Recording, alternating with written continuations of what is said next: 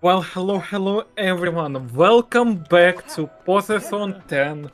Unbelievable, I'm Skillet. I'm back as a host, a little bit of lying, but who cares. And today with me, there's Captain Paxo and Sid. I don't know how to pronounce your nickname fully. No. As a commentator, hello people. Hi. Hello. So Paxo, can you tell us a little bit about this category? So this is kind of, it's not a real category as such, but basically what we're going to do is do pretty much a full any percent run of this game. But I need to restart the game real quick. That is a fun thing that can happen if you drop in player 2 and your controller says no. But yeah, no, this is a fun little category where I'll be playing any percent of this.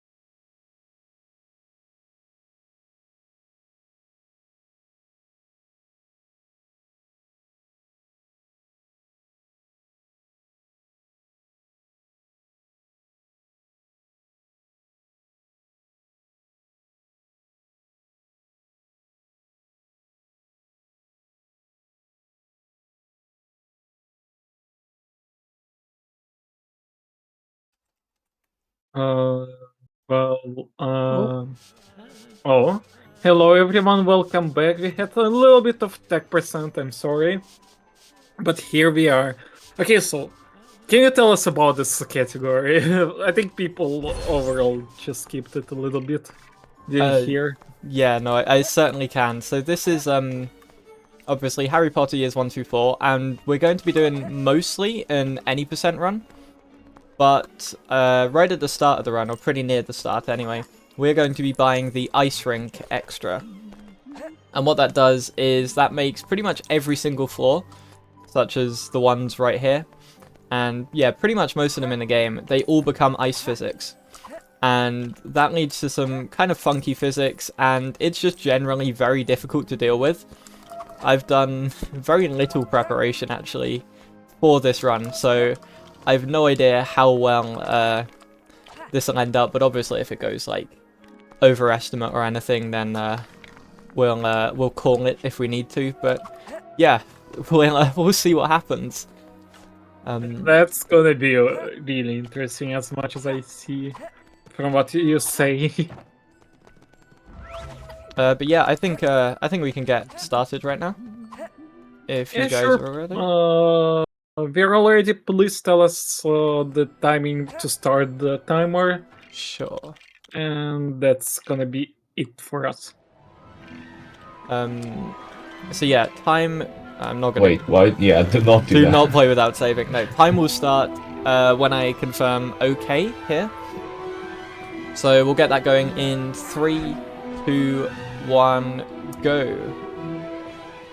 Good luck. Good luck. Thank you, thank you. Alright, so as you might have seen with the run packs we did yesterday, or in case you haven't seen that run, this LEGO runs in general involve a lot of one-player, controller movement, which is basically Paxo controlling 2 players on his own as if you were playing co-op as only one person. So there's gonna be a lot of that all over the run in places to just save time by doing 2 separate tasks at the same time. And you can see that he's basically just walking both players to the end here to put all the ingredients in the cauldron here faster. You will see a lot of that. There's also going to be a lot of 1P2C specifically to do skips. And yeah, this first level, pretty straightforward, but what he was doing yesterday here was collecting a lot of studs in order to get a lot of gold bricks for our objective yesterday, which is collecting 50 gold bricks. But since that is not going to be an objective today, Paxo is actually going to be avoiding as many studs as possible in order to finish this level with 0 studs, which ends up saving a little bit of time because it skips a mandatory animation that normally plays at the end of the first level. And right now you can see that in the top corners of the screen he currently has about 3.5k studs, but in this next room here he is going to be repeatedly jumping off the edge to get rid of them. And looks like the RNG was pretty nice with the studs there. Also, something unique about LEGO games is normally, if you ever played a LEGO game, you would know that the cutscenes that you have to watch during story are normally unskippable the first time you see them. However, from this game forward, I believe, there is a cheat code that was left in by the developers called NoCut5 that when you enter, it basically allows you to skip every single cutscene instantly, which is very useful for speedruns and ends up saving in this game about an hour, which is crazy. Yeah, so now we are going to go and pick up the ice rink extra. We got a little bit of routing I need to do here, because we need to pick up, I think it costs about like 2,500 studs that we need to pick up. Yeah, 2.5k. Yeah. So we can kind of pick them all up here though. I believe this will be enough. There's a few more upstairs as well. Yeah.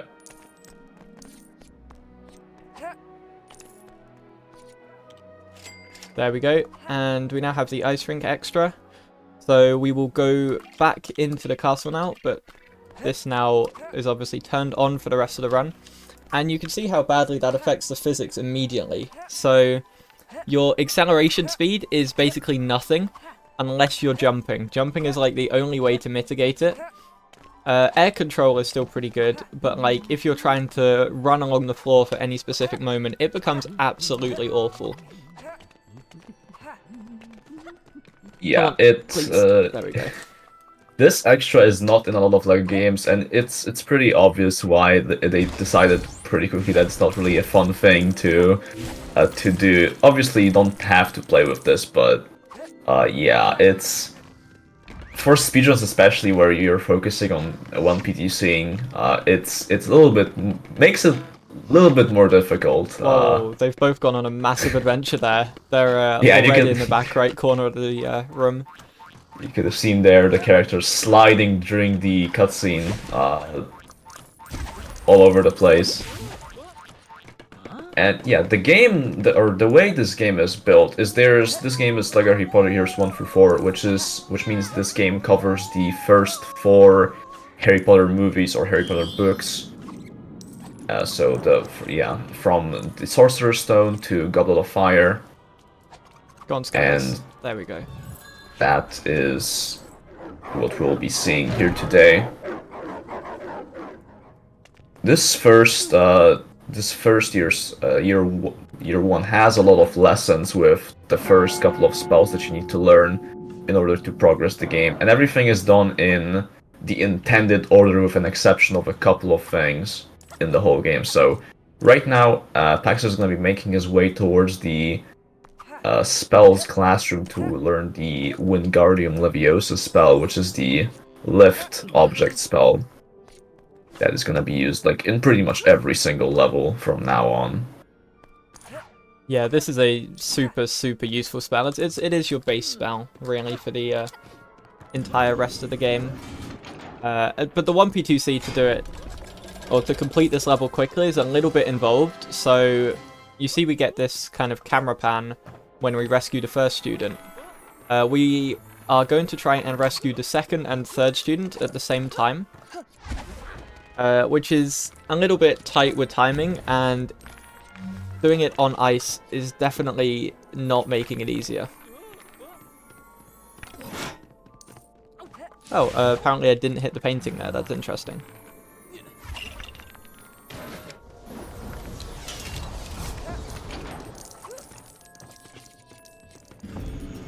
Oh, Ron chose the perfect time to put the wand away there. Yeah, we just missed it.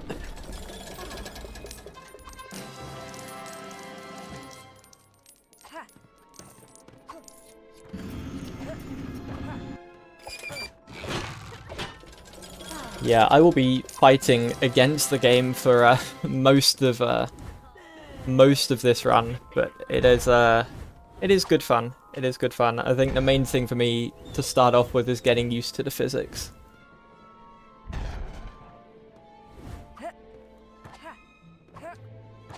Yeah, this is definitely something that I would consider to be like kind of a challenge run. It obviously is a speedrun, but you are, like Paxo said, he is fighting against the game to be able to play it, basically. It becomes less about going fast and more about trying to actually play.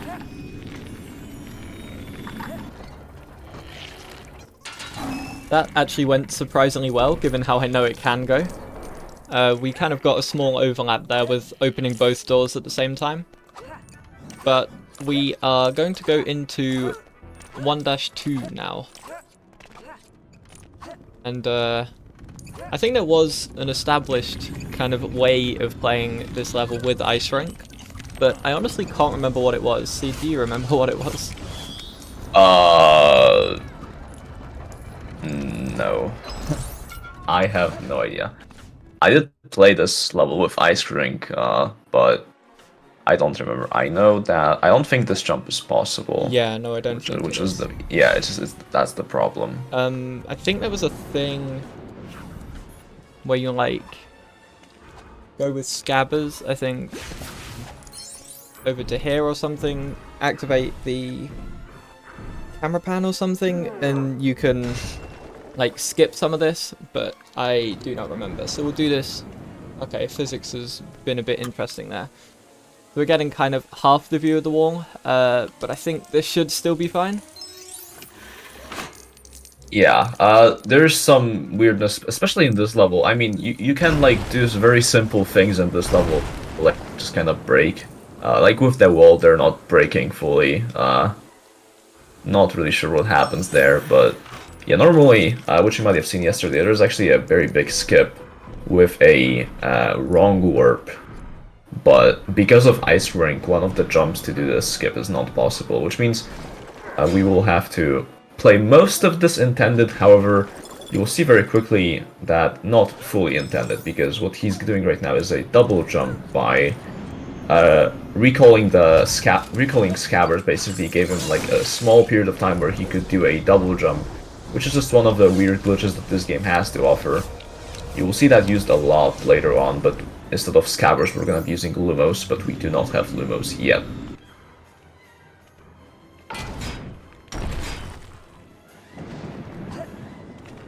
So now he has to build this, after this camera pan, we're gonna have to build a lamp to get a disguise to get to that bathroom over there, to get to the troll fight. And you could have seen there during the camera pan, the troll normally is supposed to enter the bathroom there, but because of Ice Rink, the troll also has to deal with the Ice Rink physics, so he was just kind of stuck there in the corner.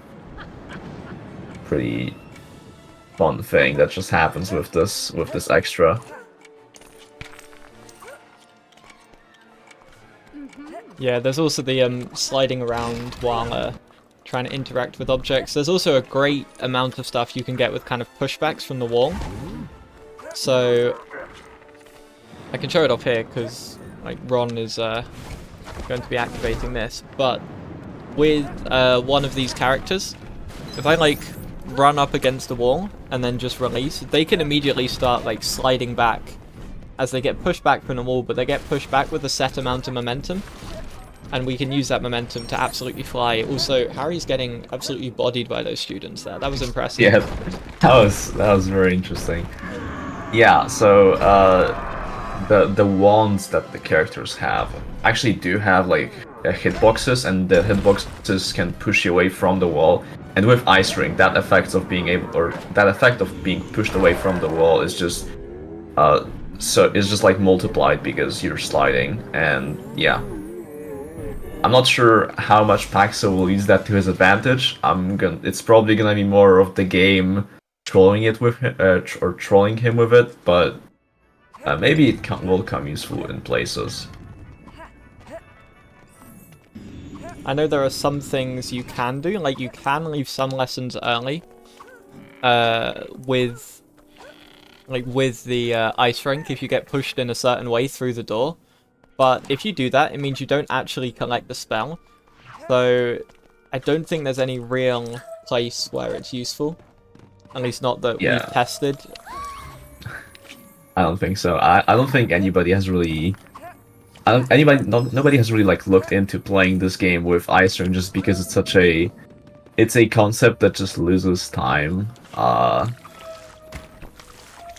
Like, it just loses time immediately from buying it, and yeah.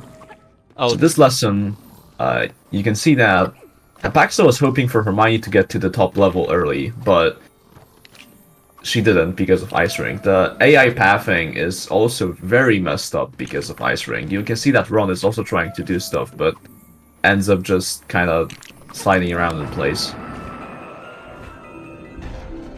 But yeah, that is the second lesson, Lumos, and that unlocks one of the most broken spells in the game, which, like I already alluded to, will allow Paxo to double jump with his characters like pretty much everywhere, which is not something that you should be able to do in this game. Every character in this game can only single jump. I nearly got pushed back into the door there. That would have been an interesting set of animations to happen. Yeah. We're only about 15 minutes in, and you can already see like just how difficult it is to play the game.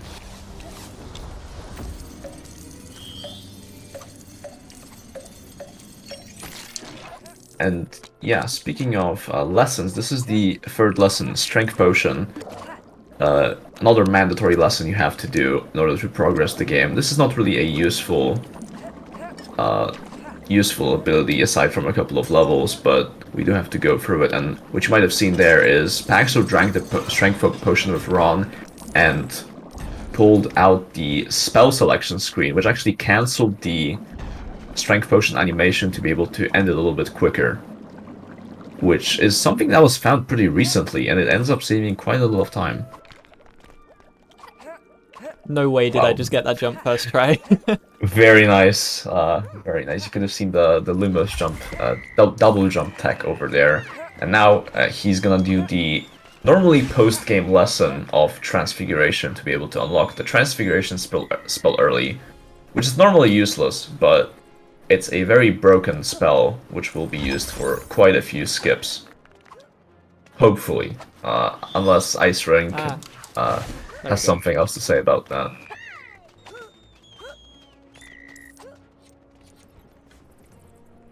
Yeah, Transfiguration is kind of an interesting thing in this category because technically it is useful, but it can provide a lot of headaches because we use it for a tech known as Transfiguration Jumping, which requires you to be a character that has been hit with Transfiguration and then be up against a wall and then not be pushed out by that wall, which when you have ice physics, it can be very difficult to line yourself up so you're actually next to the wall exactly.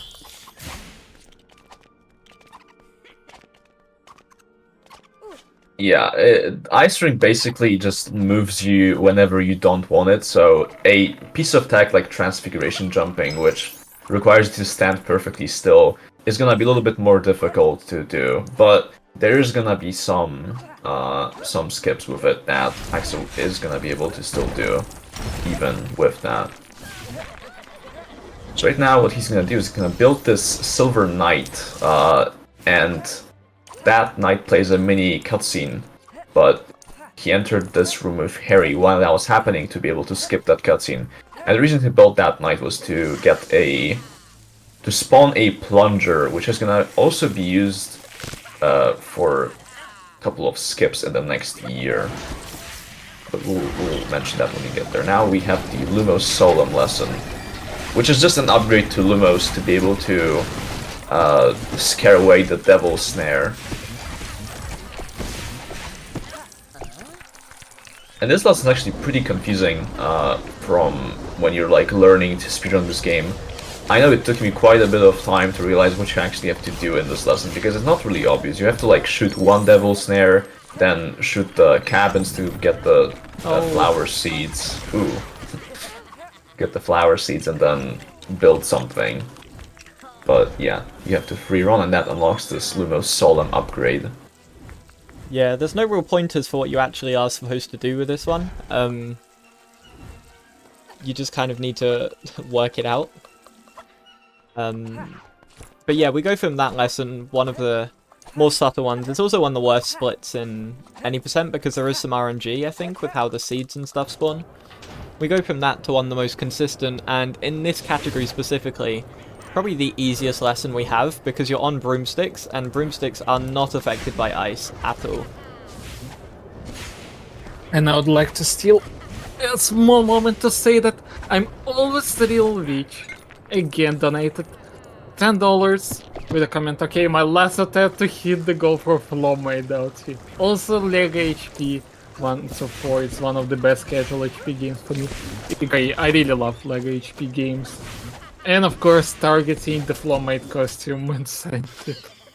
I love it so much. Thank you so much as always. Don't forget, people, any donation matters to the great cause, even if it's small. Still doing so is really great. Oh, but that's it for me. Back to the runners. So despite Paxo saying that that's one of the easiest lessons in the game, he did have some troubles with it, which I wanted to point out, but... Nah, nothing happened, and I know what you mean. Now, you could have seen a quick pet work there. You'll see another one shortly, which we'll explain what that is when that happens again. But now, we have to use this newly learned strength potion ability to be able to open this door. You have to gather the ingredients for the potion around the room, and then use it. But yeah, you can see that even putting items in the cauldron might be like one of the most difficult things in the game now, with Ice Rink.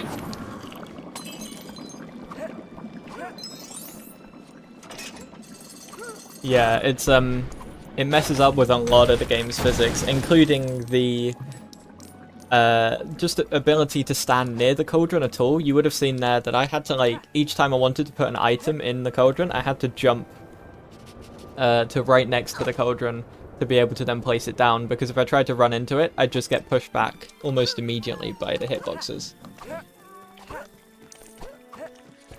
Yeah, but Ice Rink, in rooms like this, for example, in the grounds where you're like going down a hill, it's actually pretty useful because you get more acceleration, I believe. Which is kind of fun that it does end up saving like a second or two in a few rooms. Now for the third level, which is you'll see another, or is this is the first transfiguration skip here. If everything goes right here, he is gonna be able to... Ooh, just barely didn't work. That's unfortunate. If he sets it up just right with the positioning, he is able to, with the transfig character, wall jump up this wall to be able to skip basically most of the level. But because he has to be completely still while this is happening, this is gonna be a pretty difficult process to do with Ice Rink.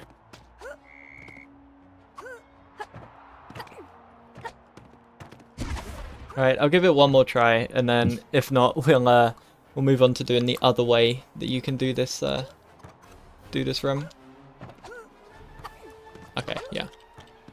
I'm surprised none of those worked. Wow. I mean, the first one Are got you most gonna- of the way. But Yeah, are you gonna do broom clip or? I'm gonna give it a try. Okay. I haven't practiced it, like, ever, but surely nothing can go wrong.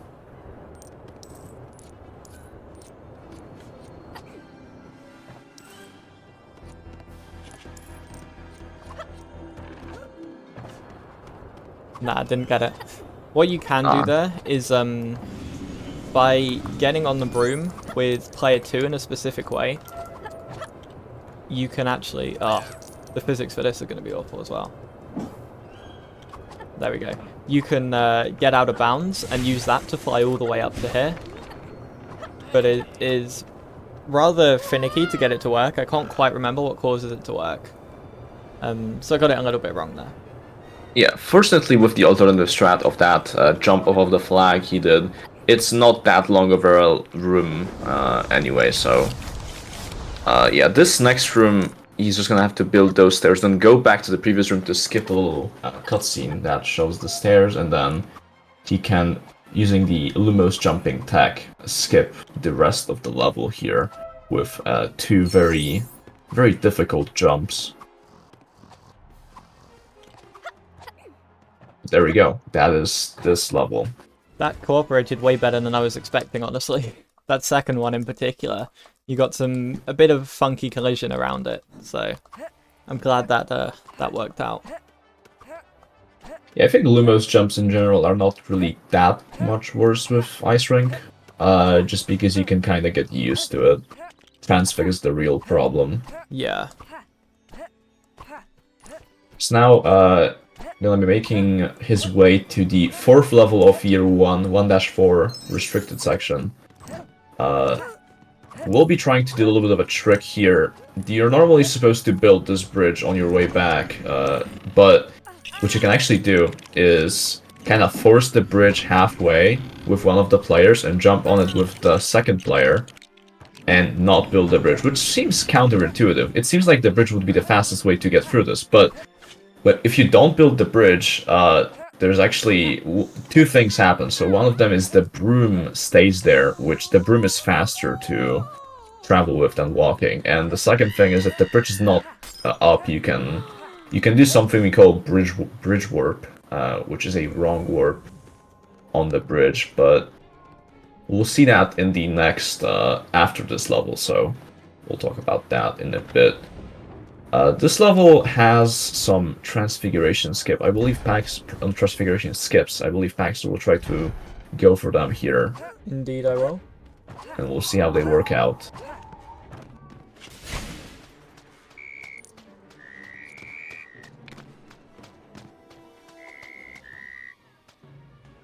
Looks like you got stuck on that. Yeah. That's fine, because we can use this spot just here, which very helpfully kind of wedges us in the corner a lot more. What I went for that time was kind of more like a first try strat, if you get it. This one, okay, it's just being awkward today. This one can sometimes just not work. Yeah, but there's actually like a very small piece of nothing between the bookshelf and the table, which you can kind of wedge yourself in with the rat. So that's a nice way to do this with Ice Rink. And you can see there that Dumbledore also has some problems with Ice Rink there. Can't quite get through the door. But yeah, we will do, or Pax will do another transfix skip in this room, hopefully, to skip opening this door that Dumbledore magically teleported through right now. He's nowhere to be seen, but you saw with your own eyes that he didn't quite get through it, and wow, that was nice. That was surprising. That was a proper Tokyo drift there to get into the spot. Yeah, slid right into the wall and was able to just lose enough momentum to be able to get the transfig jump. And that is basically this whole level, just has to finish this last room, which is very short. And we're already mostly done with this year. We just have 2 more levels to play. 1-5 and 1-6. Also, something I forgot to mention is there's 6 levels per year, which totals to 24 levels for the whole game that we will play. And basically there's 6 levels in each year, and there's also some lessons along the way. Most of the lessons you'll be seeing are in year 1 and 2, and then year 3 and 4 have less lessons as they get more experience as being wizards, I guess. So now what you will see is something we call bridge warp. This is basically Paxo will put down his scabbers with Ron and Wingardium Leviosa Ron, and then once he falls off the bridge, it will teleport Ron right to where he needs to go, which is the Hagrid's hut. Very weird glitch, but it is one of the reasons we didn't want to repair the bridge so that we can do that. And it saves quite a bit of time throughout the whole run. And that was very nicely done considering Ice Rink stuff. And that was interesting. I had a bit of a panic moment with that, because that isn't what's kind of an AI drop-in warp. So where you drop in the characters and the AI goes to a place it shouldn't normally be able to go to. When doing it, obviously, in Ice Rink, the AI is completely confused as to where it can actually go, so I was really on the fence, kind of 50-50 as to whether that would actually work or not. Oh, beautiful. This piece has dropped down, so I can use that, hopefully, to be able to jump, Lumos jump up, and make that level, or that jump, way easier. Yeah, and this whole level basically just, like, really shows you how broken Lumos jumps are. You can skip absolutely everything in this level with just 3 or 4 Lumos jumps. This level is normally really, like, puzzle intensive, but yeah, you can just do 4 Lumos jumps and you skip the whole thing. So that was a very quick 1-5. That's honestly not that bad, even without Ice Rink, so yeah, now... I'd take that in any percent, to be fair. Yeah, now we're going to the last level of year 1, 1-6. And he had to enter that room over there to be able to warp the party over here, because the AI with Ice Rink doesn't really know what to do sometimes, so... And you can't activate the stairs unless they're over there, so... Have to do that, and... Now, 1-6 this is quite a long level. You have to beat this first room with Fluffy, then you have the Devil's Snare section, then the Key section, the Chest section. This is one of the longest levels in the game. With Ice Rink, it's not gonna be that much worse, because this level is, in all honesty, a big auto-scroller, except for one thing. Yeah, I mean, recently, I say recently, like a year and a half, 2 years ago, there's been one big skip which has been found in the next room, which saves like 15 seconds or so, but I can confidently say it is nowhere near viable for an Ice Rink percent run. It's barely, it starts off with a transfig jump, which is bad enough, and then you've got to land on an invisible wall, and then jump and be able to control your jump to be in a precise point, to then be able to jump and pause buffer so you hit an out of bounds door. Yeah, that might sound like a lot to do for a 15-second time save, and it is, but if you add Ice Ring on top of that, it just makes it even worse. Now, the chess pieces here are also gonna be a little bit weird with Ice Rink. But yeah, the way you do this room is just shooting the black pawns and the other pieces to be able to just finish this. Yeah, so what you can... Sorry, yeah, you go ahead. What I was gonna say is you can also just shoot the pieces multiple times in order to speed up the animation, which is just a weird glitch. Like you might have seen there, shot the white... What is this?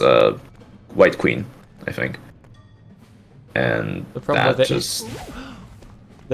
by doing that, the rook stays in place, so you end up with the bishop just bouncing off the rook when trying to get to the chess square it wants to. Of course, Yeah. there's 2 things to build here. I always forget that. By So the now, way, yeah.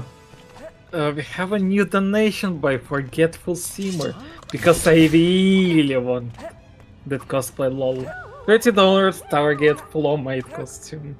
Yo, let's go. How Of far course, away? let's go. People want the following the maid costume so hard. Understandably why. But yeah, thank you so much, Forgetful. As always, don't forget people.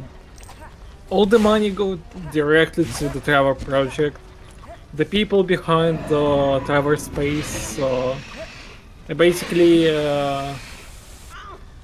leading suicide prevention and intervention organization for LGBT young people. Really cool people. What else can I say? Anyway, back to you, runners. I'm sorry, but All good, all good. How far are we away from the maid costume incentive? I think we are halfway done. Or yeah, I think we are halfway done.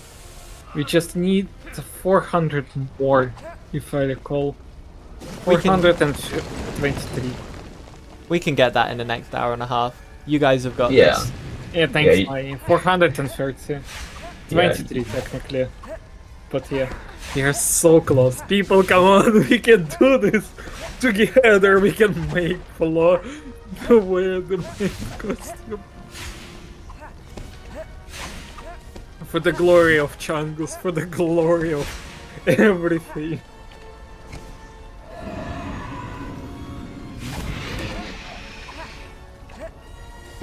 Yeah, that's it for me. So far, oh my lord, dying here, yikes. Oh man, we missed the Ooh. cycle because of that. That is unfortunate. That is honestly, yeah, that's something that almost never happens when playing this normally. But there's actually quite a tight like timer on Quirrell, just like regaining a heart there. So dying there was quite unfortunate, but hopefully able to get to it. Okay, nice. There we go. GG's. And yeah, no, feel obviously make sure to donate if you want to support the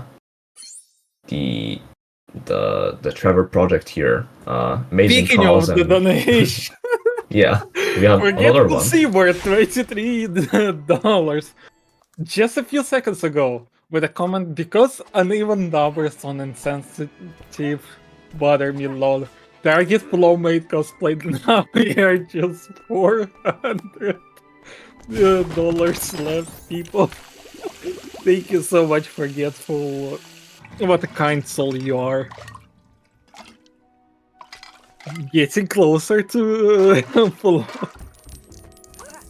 You spoke greatly about the nation seed because we got one. Right, so now we do. Paxo just finished year 1 with that Quirrell boss fight, and now we're on to year 2, the second year, which is, I believe it's a bit longer or about the same length as year 1, but it's more convoluted, which means Ice Ring is gonna affect everything even more from this point on, and. Yeah, but this first level is very, very straightforward. You just have to basically build a couple of things, watch some camera pans, and that's basically it. Yeah, this is quite a straightforward level, even with Ice Rink, to be fair. But yeah, obviously there is a kind of skill improvement in the difficulty level, kind of as you go through the years. At least with the intended ways you're supposed to play them, they do get a little bit difficult. Especially as you add more spells in as well. Especially the puzzles tend to get a bit more complex. There's more stuff to do. So even though, you know, we're on pace right now, I think that was a high 31, low 32 minute year 1. I have no idea what will happen in the next couple or the next 3 years. Yeah, no, we'll see as we go. But yeah, that level, because it doesn't have any skips, like no skips whatsoever. So like the parts of the game where there are no skips are gonna be just like more straightforward than the parts with skips where we have ice rink. So yeah, now you could have seen a pet warp there to get to the main part of the courtyard a little bit faster, and also skips opening the door to get there normally. This is the next lesson, the first lesson of year 2, the Mandrake handling. Basically a very, like, this ability is only used in a couple of places, but yeah, we do have to learn it, and it's basically just putting on ear puffs, or earmuffs, I don't know what the right expression is. Earmuffs. Yeah, earmuffs, okay. From the wardrobe, and just putting the mandrakes in the pots. That's the whole gimmick to this. But yeah, now we have a pretty cool strat that we're going to do right here, which we kind of set up in year 1, if you want to explain it, Seed. Yeah, so what Pax is going to do is he's going to do a wrong warp, which you could have seen on the bridge before, to get Ron to the main part of the courtyard a little bit faster. But what matters is with the plunger I mentioned before, which is normally not even required to like complete the story. Having a little bit of troubles with this. That's quite a precise wrong word. There we go. So he's gonna use this plunger, and normally the game wants you to use the newly learned Mandrake handling to be able to get this Mandrake away from the door here on the right. But you can actually just use the plunger and go through the door, even though there's kind of an invisible wall in the way. Yeah, I mean, it's only used twice, I believe, but it just ends up saving quite a bit of time with such a simple thing. So now to the next lesson, which is the Immobilis spell.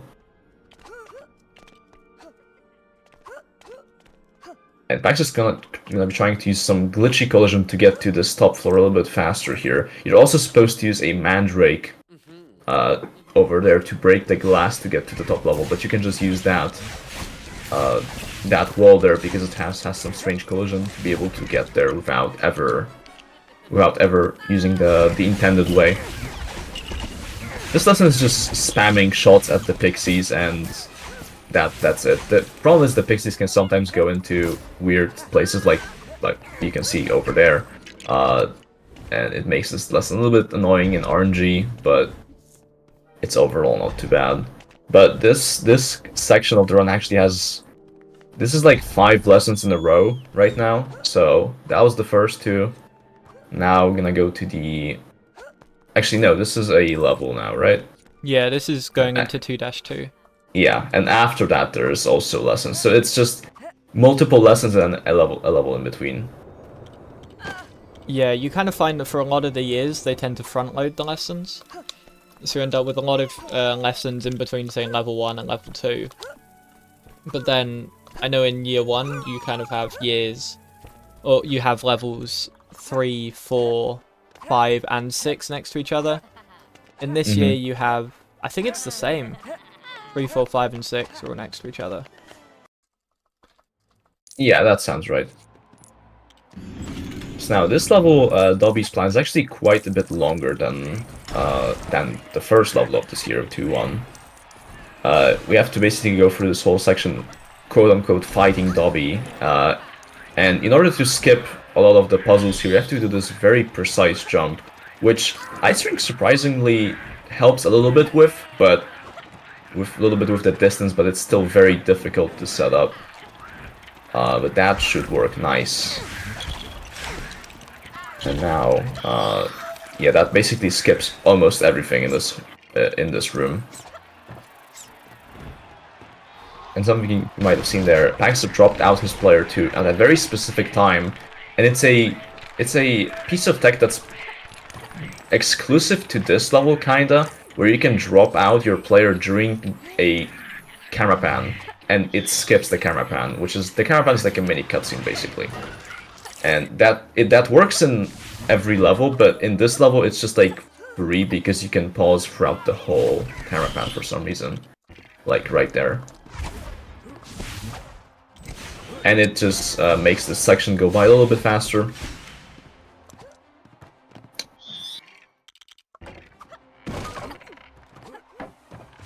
Just has to shoot this barrel and then use magic on it to get... Ooh, yeah. Ice Rink showing its effects once again, but yeah, just have to shake the barrel to get Dobby out and go to the next room.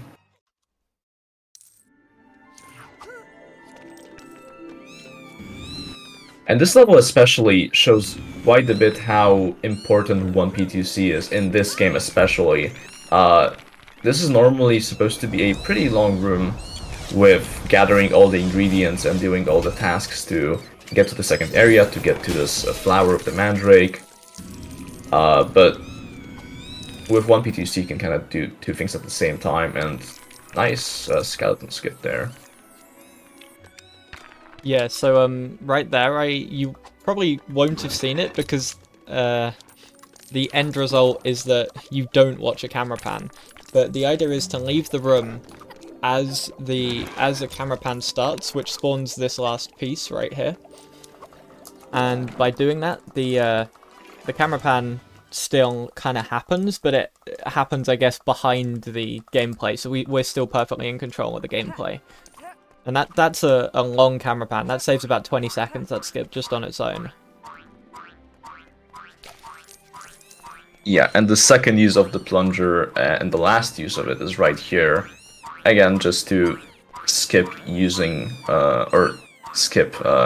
getting the mandrake out of the way here.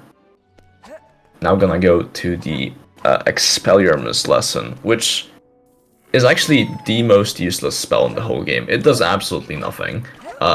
You have to learn it because they don't even learn it in the movie, so I don't know to learn it. But you go to this dueling class and you learn this spell, and it becomes a burden for speedruns because from now on, the Expelliarmus spell and the Transfix spell are in the same slot, which means the red spell now cycles through Expelliarmus and Transfix. So when you use the red spell, you don't always use Transfix. You have to use Transfix at basically cycle-based times. So it becomes a little bit annoying, but it is not something we can skip. So we do have to do that.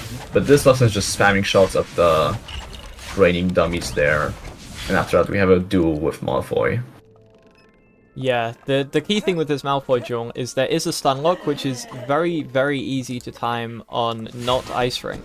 But I think with Ice Rink, it becomes a lot more difficult because your position is not always standardized. Okay, yeah, so my position was off there, which is why I didn't get it that time. And if this happens, you just kind of have to wait for RNG so you can actually hit him. I was a bit bad on my timing there. Surely one of these will hit. Surely, man. Come on. There we go. Yeah, this boss fight is just made to be terrible, basically. Malfoy can just dodge every single one of your shots if he feels like it, and the way we normally get around that is we shoot him while he's pulling out his wand, which stun locks him in place, but yeah, it's quite precise, and Ice Rink does not make it easier. Oh, I lost my momentum there. Ah, that's unfortunate. But yeah, what you can do is you can leave that room as that camera pan is playing to be able to skip it, but it's not the easiest one to time. I'm going to try a similar thing here, but no, that didn't work either. That one I'd say is even more difficult because, especially in Ice Rink, you need to position Ron right by the door so that he can put down scabbers at a specific time to be able to skip that camera pan.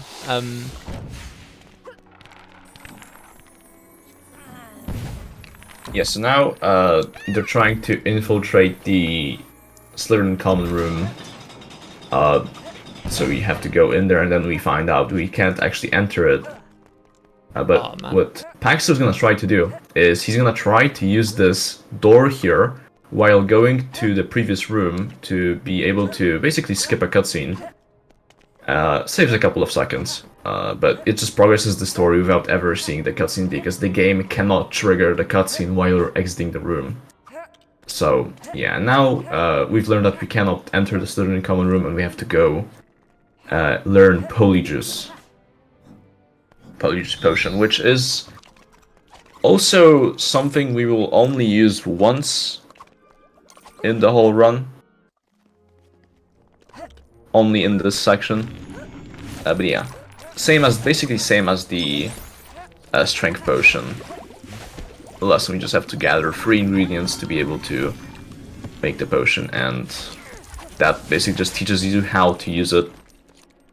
Basically the Polyjuice Potion is an ability for post-game mostly, where you use it in the Hogwarts castle to be able to pick your free play characters that you've unlocked to be able to get the game to 100%, but it decides to teach you the ability throughout the story, and it gives you a character, Justin Finch Fletchley, which is a Hufflepuff character. And we can use him to, first off, end this lesson, and second, just to sneak past, or to get to the higher area in the main hall to the bathrooms. Yeah, I think we're not actually going to use Justin Finch Fletchley for that, though. We kind of we get him for regular progression, but we're going to be doing a skip here known as Trophy Skip. Because we're going to climb a trophy cabinet, basically, to be able to skip waving at this painting, which I think first we need to clean the painting as well. It takes a lot of time.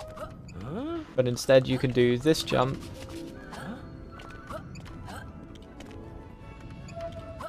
Yeah, you can kind of just jump up there, but it's a difficult jump normally, and with Ice Rink, yeah, it becomes a little bit more difficult, but there he gets it, and yeah, now we're gonna go through this bathroom area to the next level, 2-3.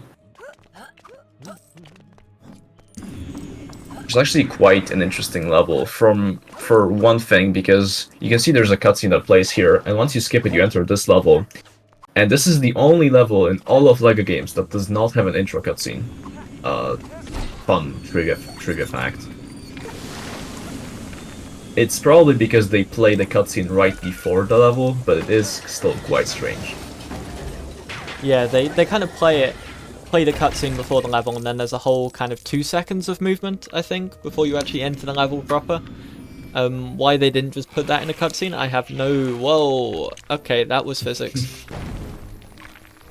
Yeah. Also, when you have the item, like the wielder, picked up with the wand and trying to move with Ice Ring, it has become significantly harder, as you can see here. Oh. Yeah, and that can just happen as well, so... The problem is the wheel has its own hitbox on top of the wand, which also has its own hitbox. So the amount you get pushed back when you're near a wall is absolutely insane. And because the amount you get pushed back is insane, also the momentum you get pushed back with is insane. But we're doing a small skip here with Ron, known as a pet recall. We're going to come down here with Scabbers and basically recall Scabbers in such a way that the line of the recall passes through the transition. And we can use that in a couple of places, not really in any percent, but in a couple of places to be able to just skip a lot of the... or skip a few transitions, skip a few rooms. I've got to try and land on the snake. Nice. Yeah, this is just a swag strat you do at the end of the level, because you have like about 10 seconds where you have to just wait for the level to end. You are gonna be going for the big skip at the end of this year, right? Yeah, trying it. Okay. I don't want to play 3-1, man. Right, so now we have the next level, 2-4, but this level, we don't have to play most of it. We only have to play through this fight, because there is a weird, like, developer oversight where, just to quickly, I guess, explain, the progression of this game is based on cutscenes. So when you enter the last cutscene of a level, it progresses the story to the next point. And instead of assigning the story progression to end this level on the last cutscene of this level, they assigned it to the first cutscene of the level. So you just have to play through this Moaning Myrtle boss fight, which, by the way, is awful and it has a lot of RNG. But yeah, after you play through this boss fight, you can just exit the level, and it softlocks the 100% completion, but it allows you to get on with the any percent run. So it is quite useful. Yeah, and you can see here that this boss fight is just, you have to deflect the objects back at the cubicles, but Myrtle can sometimes throw silver objects which cannot be deflected, and she can also throw them in a way that makes them very hard. But yeah, now he's gonna return to Hogwarts, and even though we didn't complete the level, we can just go to the next level right away. This skip was one of 2 things that was patched, or one of like 4 things that was patched in the collection version of the game, the remaster, because it affected casual players to the point where if somebody randomly decided to just take a break while playing that specific level and exit the level, they would no longer be able to play that level. But for speedruns, it is very useful because you can basically skip around 2 minutes of gameplay. And now we're gonna go to the level 2-5, the second to last level of this year. Gonna see another bridge warp here, hopefully, to again get to the Hagrid's hut a little bit faster. And that was very nice.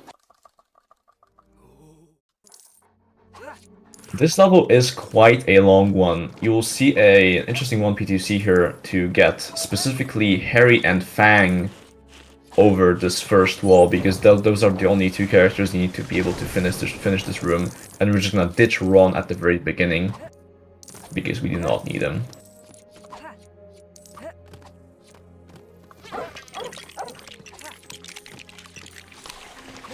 Oh, Harry tried his best to fall in the water there. Yes. That made me just go, huh? I'm surprised it happened. Guess that's the magic of this mode. So right now, Pax is gonna Lumos jump with Harry up to the top level here, and, well, hopefully. There we go.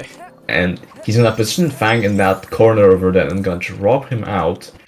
And what that will hopefully achieve is Fang warping up to the level, to the top level. And he did get it right there, which is very nice.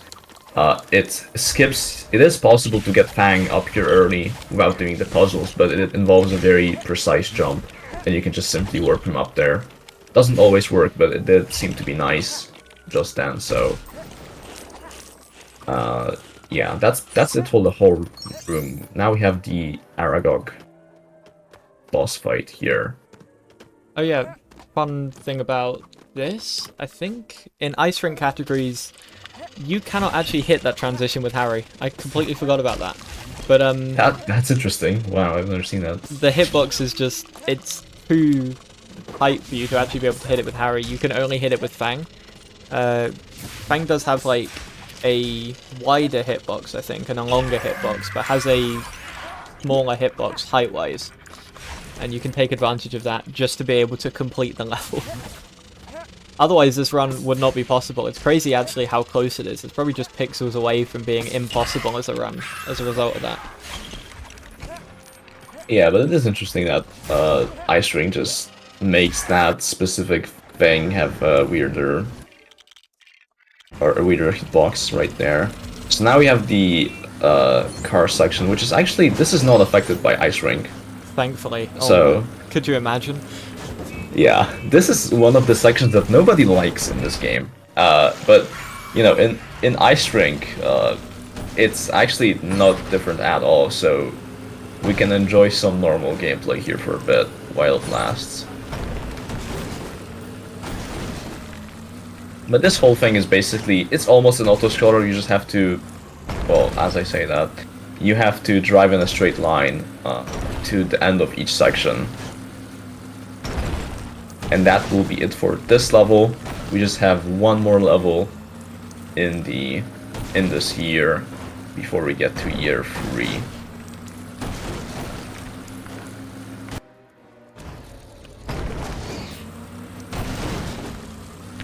So yeah, that will be the end here.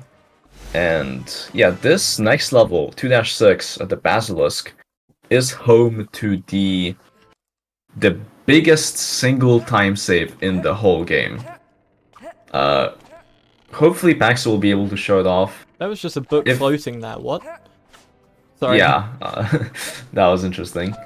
Yeah, hopefully he'll be able to show that off. If not, that will not be a big deal. But yeah, it is the single biggest time save that was found not that long ago. But yeah, this jump is very difficult with Ice Rink for some reason. There we go. Nice. But yeah, we get a few unique strats in this level in particular. We're going to see one right at the very start here. This is known as a Leviosa lift. And this only works in a very specific set of rooms. They are rooms where the coordinates for 0, 0, 0 on the map are above... It's not going to want to let Ron stay in the corner, please. There we go.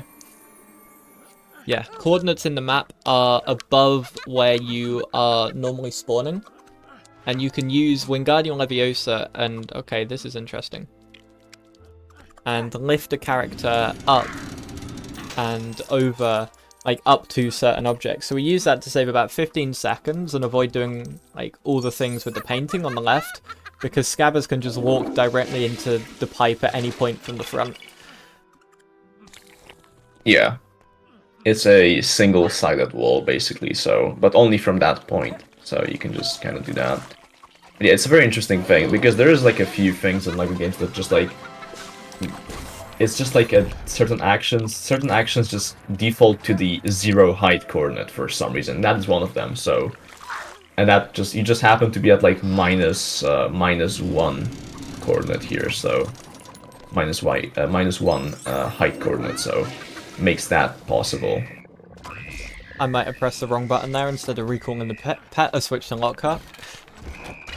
I mean, I don't think it would have made a difference, so... It wouldn't have done, no, but I do need Ron for one more skip at the end of this room. A bit of a subtle time save, this last one. But basically, yeah, the way this room ends is it ends by a surprisingly long camera pan of opening the Chamber of Secrets, and then you're meant to walk into the like, hole that opens up. But we can position scabbers in such a place that during the camera pan that plays, scabbers will actually fall into this kind of hole that has been spawned. We'll see it here once I activate all the stuff with Harry. Yeah, it's actually interesting because if the 0 coordinate would have actually been lower in this room, you could like pet warp above the door basically, which would have been very nice, but we have to settle for this.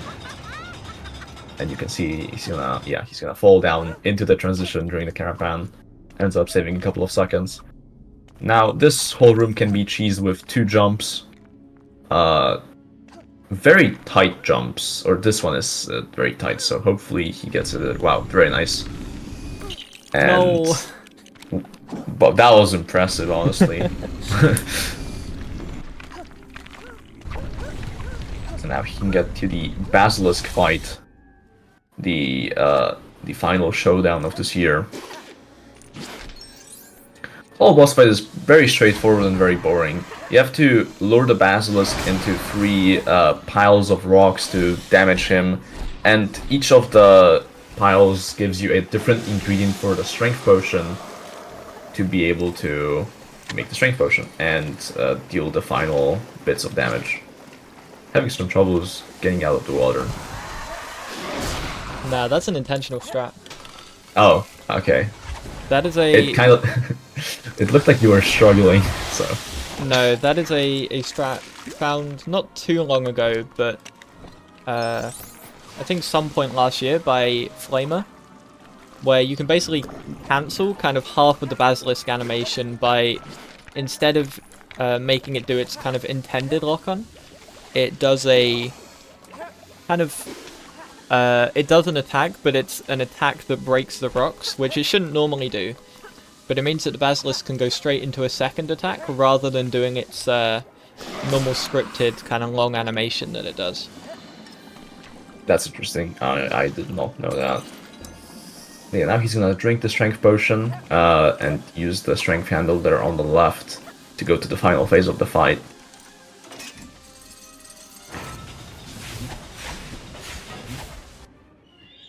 And now what he's gonna do is he's gonna switch to VSync off, which is gonna uncap FPS from 60 to unlimited, and it creates some weird physics in the game.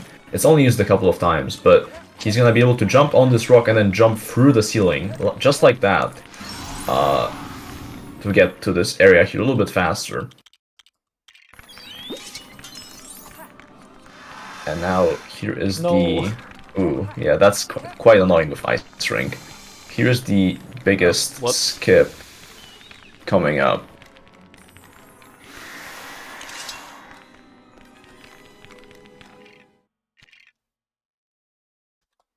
So he's gonna be doing pause buffers, and if he gets a frame perfect pause buffer, like right there, he can pause on the frame of the cutscene and exit the level.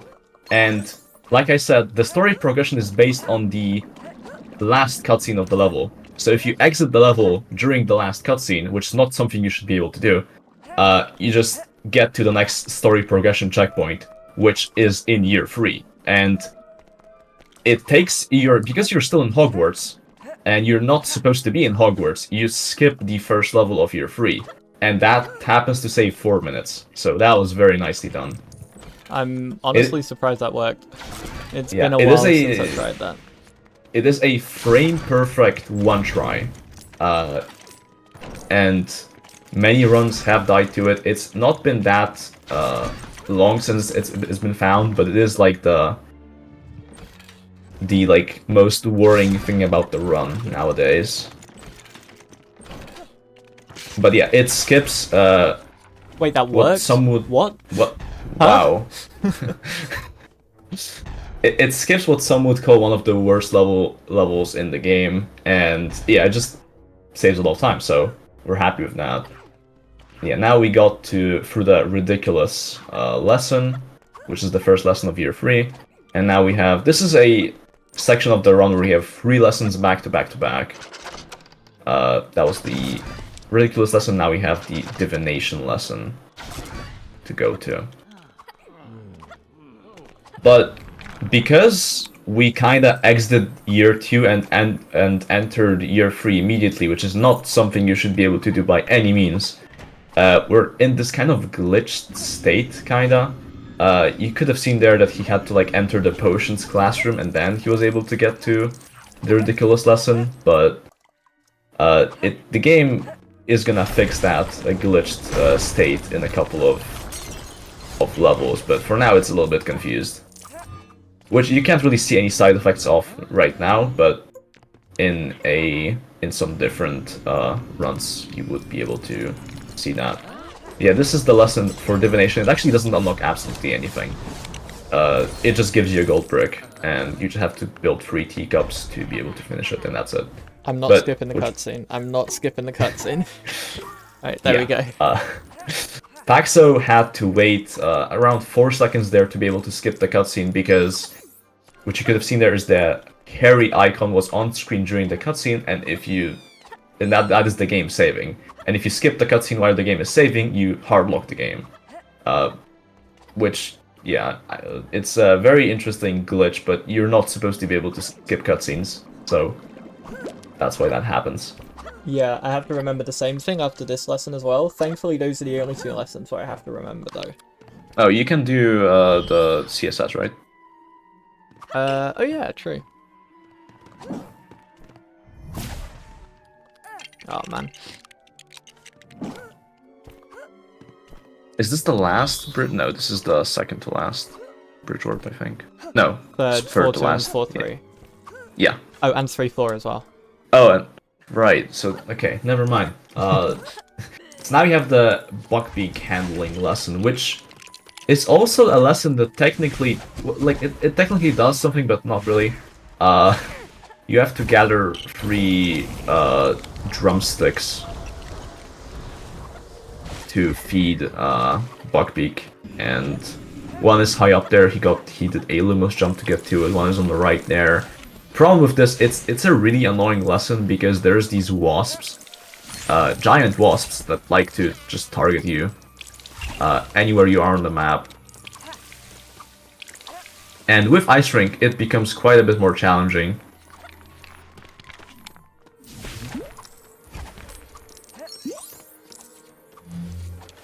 Yeah, I So like he's gonna- can barely speak during this section because there's too much one-player, two-controller movement. Too much stuff happening right now. Yeah. Yeah, this is one of the hardest sections in the whole game, in the speedrun, and with Ice Rink it just becomes gradually more difficult. But he has 2 of the drumsticks retrieved. One is just sitting there, one he's carrying with Harry right now. He's gonna get the 3rd one here. Ooh, the pixie. Unfortunately caught him.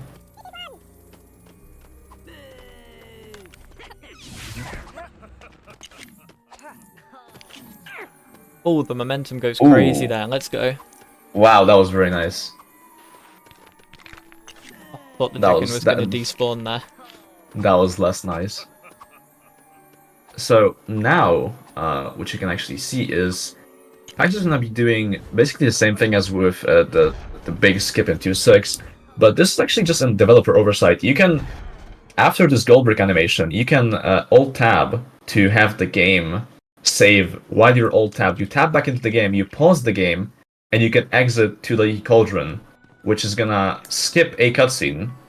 But obviously we can't skip cutscenes with no cut, but we end up right here in the castle, which means you need to enter potions, by the way. Oh yeah, of course. Thank you.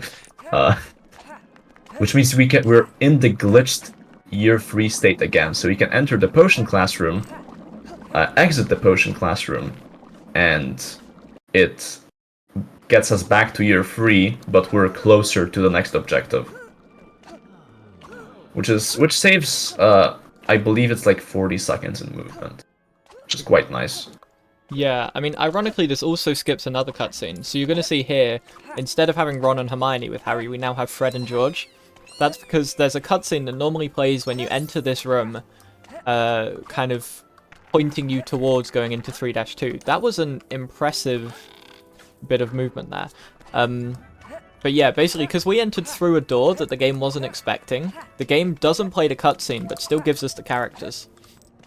So we actually skipped 2 cutscenes there, although only one of them is useful, let's say, for the when we're playing with no cut. Whoops. Yeah. So, yeah, now we're in 3-2, the second level of Year 3, but the first level of Year 3 that we actually play, because, like I mentioned, we did skip 3-1 completely by doing that frame-perfect pause. And this level is one of my personal favorite levels, like, in all of LEGO games, basically. Maybe less with Ice Rink, but it's very platforming and parkour heavy, like you see there. He's gonna do another jump here. And another Lumos jump right here to skip the stairs. There's normally a lot of stuff you have to do in this room specifically, but with just some well-timed jumps and some Lumos jumps, you can skip absolutely everything.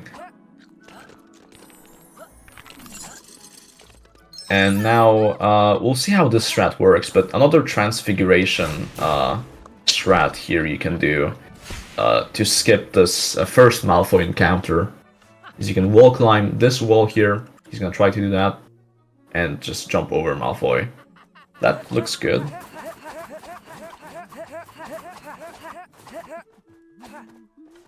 Yeah, now he can just like jump in and out of the wall and get past the snowman there, and into the Malfoy fight, but this is also something we do not have to play.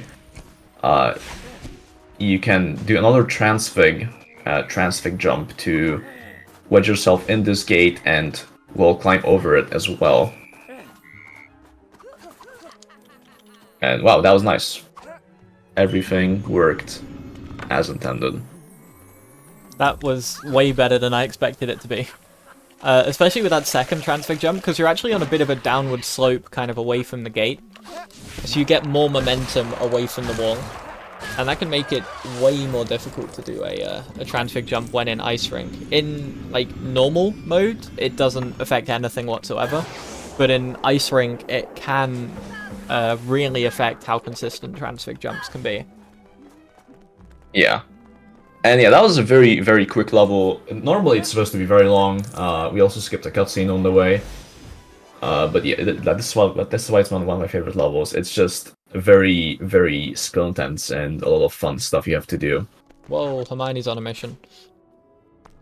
Now it's gonna do a pet warp here to get to through this area a little bit faster. Now we have access to Hermione's Crookshanks.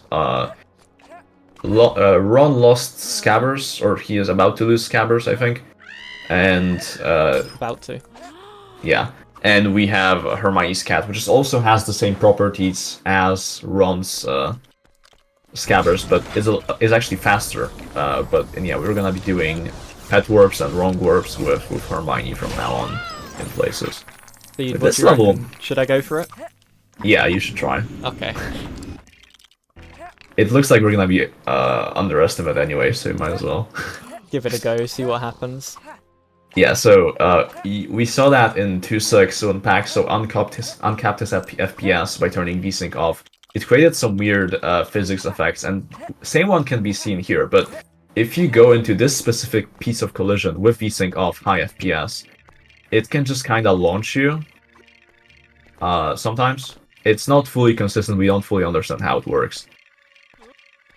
I'm not in the same clip I normally do, which is kind of weird. Might just be way harder to get the pixel with. Let me check. Maybe it's patched. They patched it. No. Oh no, developers were too fast. They patched it. Okay, well, you might not be able to see that then. There's no it's way. Probably some. No, it's probably some Ice Rink side effect. Yeah. But yeah, you can actually launch over that door over there, which skips all the puzzles. Ooh. Hit revert. Yep. Yep. Okay. Crisis averted. Yep, we're all good. So instead of that, we'll see some pretty cool 1P2C, because this room, this is a weird thing with this game sometimes. Some rooms in this game do not have split screen. And you have to be careful to not do that. Uh-oh. That's fine. Just don't pause the game. No, I need Ridiculous. And Ron is stuck. So what happened there is a very cool little glitch known as controller lockup. And basically what happens is if you're in a room with fixed split screen and you off-screen one of the characters so that they kind of automatically drop out, they will drop back in, but they will drop in as a controller you can't control. Oh, just made it. Whoa, nice one. I do need to turn Ice Rink back on. Yep. But yeah, that's a kind of thing that can happen. I completely forgot that this room is one of those rooms where that is the case, so I'll probably just do this one player instead. That's honestly a good call, yeah. So like I said, there's just some rooms in the game where there's no split screen for absolutely no reason, and you have to deal with the fixed camera, and this is one of them. We don't really know why this is the case, because it makes no sense, but yeah, the game also doesn't expect you to get out of the screen with the character, so when it happens, it just kind of ruins the player. That's unfortunate, but yeah, now, ooh, the spider's sliding around. Oh, I have to also on-screen the spider. If you off-screen the spider, then it'll like lose its ridiculous animation. and then it won't break. That is something I found out in one of my very first casual playthroughs. Or not even casual playthroughs, I think one of my very first speedruns of this game. And have not made that mistake since, but Ice Rink does funny things. Yeah. So instead of doing the launch, which supposedly doesn't work with Ice Rink, we have to get 3 ingredients for the potion, that's the word, and use the strength handle to be able to open this door.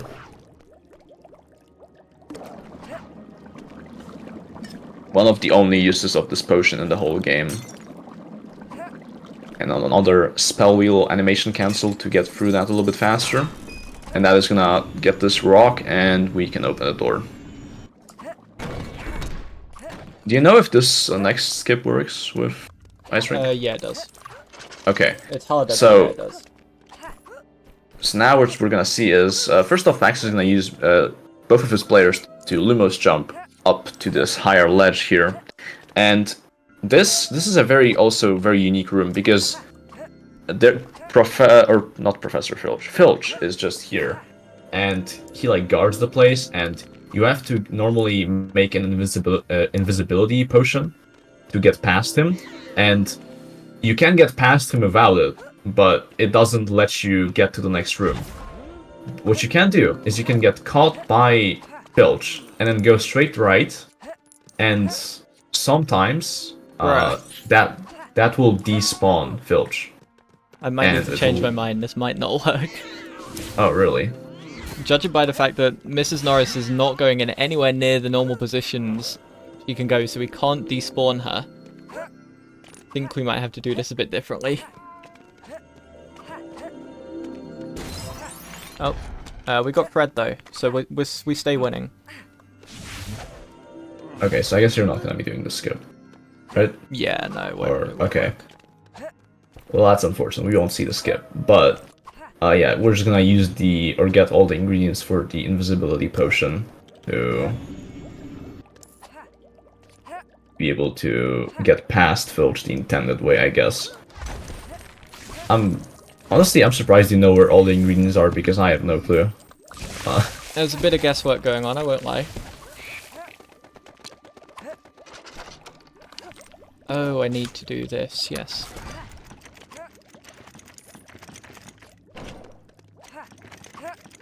Yeah, that skip saves an annoyingly large amount, because all we're trying to do here is build an invisibility potion, but we can also do our trick known as Filch de-aggro normally to be able to despawn Filch. But no such luck today. Are you going to let me build at any point? There we go, thank you.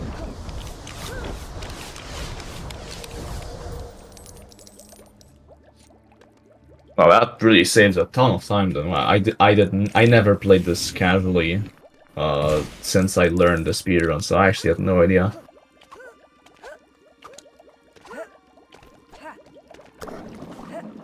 But yeah, with the invisibility potion, the game just kind of like despawns a Filch, and that when it despawns him, it lets you progress. Oh wow, that was some physics, huh? I don't even know how that happened. Okay, there we go. And yeah, because Harry has the invisibility cloak, you can have both of your characters invisible, and there's something else I need to do, isn't there? What is it?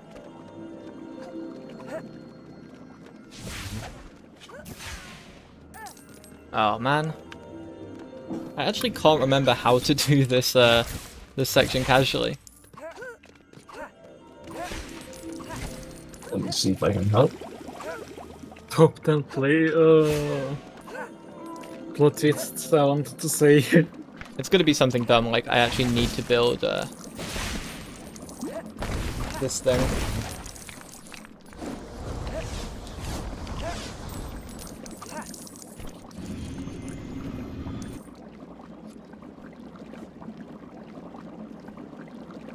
There was always going to be one section like this where the trick itself doesn't work and I have to kind of improv what to do. That was to be expected, honestly. But there's not gonna be a lot of places where that can happen. This is one of the ones I was really worried about, to be honest, and like we just don't have that many. Yeah, now it's usable. Okay.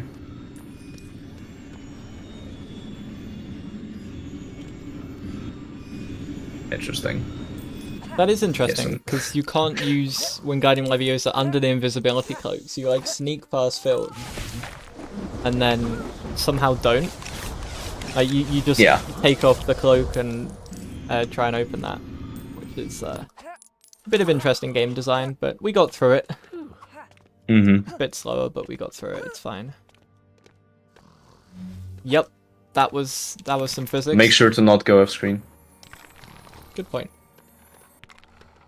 Oh no, it's another key in a gate. These are terrible.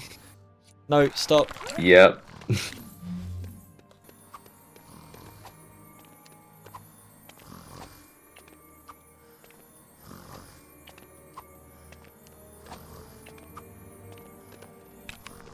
Okay, thanks, game. Nice. Finally got through that level. Yeah, that was a bit of a everything went wrong kind of level, but it's fine. Fortunately, like I said, I don't think there's gonna be many problematic sections because there just isn't. Like many of those where a skip relies on something like that. But now, we're gonna go to the last lesson of this year, which is Expecto Patronum. The one that everyone forgets. Yeah. Honestly, yeah. This is a very forgettable lesson, mainly because it's really short and you don't really do anything.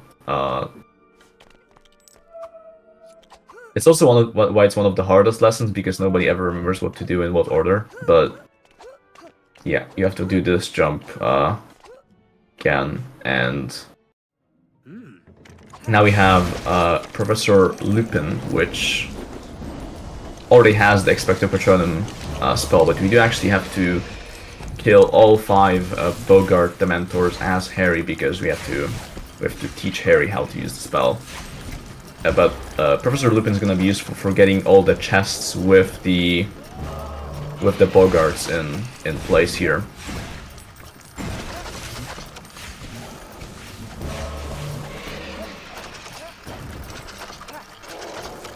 I can also, with Harry, spawn both of these 2 Dementors, maybe at the same time, if physics allow it. There we go. A little bit awkward, Yeah, but nice. we got there. And now we just have the last 3 levels of this year, 3-4, 3-5, and 3-6, till this year is over. Now we're gonna head to 3-4, which is home to one of the most difficult skips in the run, but I imagine we will not see it. Yeah, no. I don't think it's even possible with Ice Rink, so unfortunately we will not get to see that very cool skip. But what we will see is a boss fight that I don't think any of the LEGO Harry Potter speedrunners have seen in a long time. But before that, we have another pet warp or wrong warp here, now with Hermione,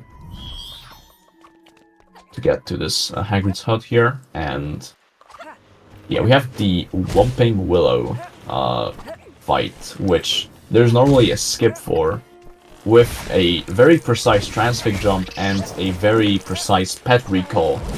But yeah, with Ice Rink, it just is not really possible, so you will see this fight played semi-normally.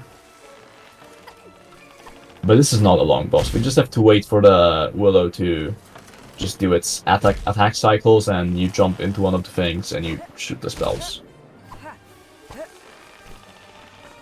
Very much an auto-scroller section. But the level gets a little bit more interesting in the next room. Yeah, so while we're waiting for a bit, Skillet, if you're here, how are we looking on getting towards that Flo Maid costume? So far, it looks sad egg because it's still the same number, 600. Big sad egg, big So the kids were not having flow in the suit. There's still time. There's still time. We've got what, about an hour or so to raise all those funds. I know you guys can do that. We Yeah, no, make sure believe- to donate if you have some spare cash lying around. Yeah, if as you wanna always, see don't the forget- incentive. By donating, you are actually supporting the Trevor Project. What is Trevor Project? Well, Trevor Project is the leading suicide prevention and crisis intervention organization for LGBTQ people. Young people specifically. They work to save young people life by providing support through free and of course confidential suicide prevention and crisis intervention programs on platforms where young people can spend their time. They offer support through 24/7 phone lifeline, chat, text, and through their purpose-built forum site TrevorSpace. And of course also providing the public education, engage in an advocacy effort, and develop research. Cool people. Really cool people, so... Of course, if you're willing to, if you have money, you can support them by just donating. And as always, every life matters, every money, every cent matters, so don't worry about donating a small amount. It's still gonna be really good to see. Anyway, back to you guys. Right, so this room, this is quite a long room with quite a lot of stuff, and Paxo has to bring his second plate over here, which took him quite a little bit of time to do, but what you can do is a transfig skip, but it's not going to involve, it's not going to be a traditional transfig skip like we've seen so far with wall jumps. You actually can just, like, clip through a wall, basically. Didn't quite get it first try, but it actually does save quite a bit of time, and it only works on this specific wall, I believe. You can just kind of go through it with transfig. Hopefully. Hopefully. I'll give it one more shot.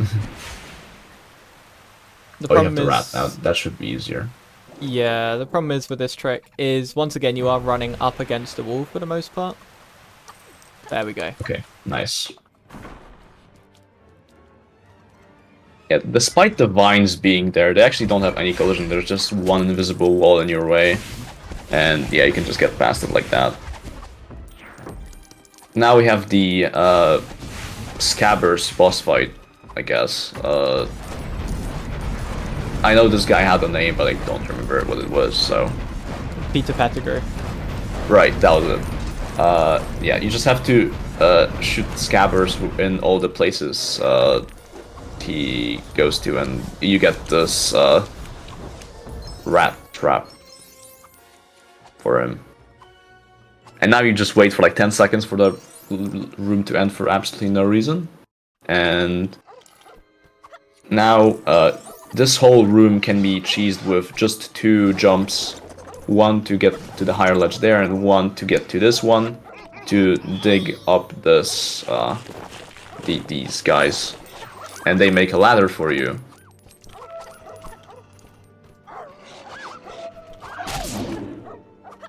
I also tried to go for a super risky kind of 2-3 second time save of a jump. Just while I was in a bit of downtime there. Surprisingly enough, it didn't work. I can barely get that like in regular any percent. That's probably about 30 to 40% consistency regular any percent. In Ice Rink percent, I'd say that's more down to probably about 5. Yeah, I myself have never even gotten it during a normal any percent run, so it's a very difficult jump and a very, very minuscule time save. So no surprises that didn't work with Ice Rink. Now, this is a level that is mostly played like intended, with 1 big skip, or I guess 2 big skips. One is barely noticeable. This first room we just have to get food to Buckbeak to make him free himself from the chains.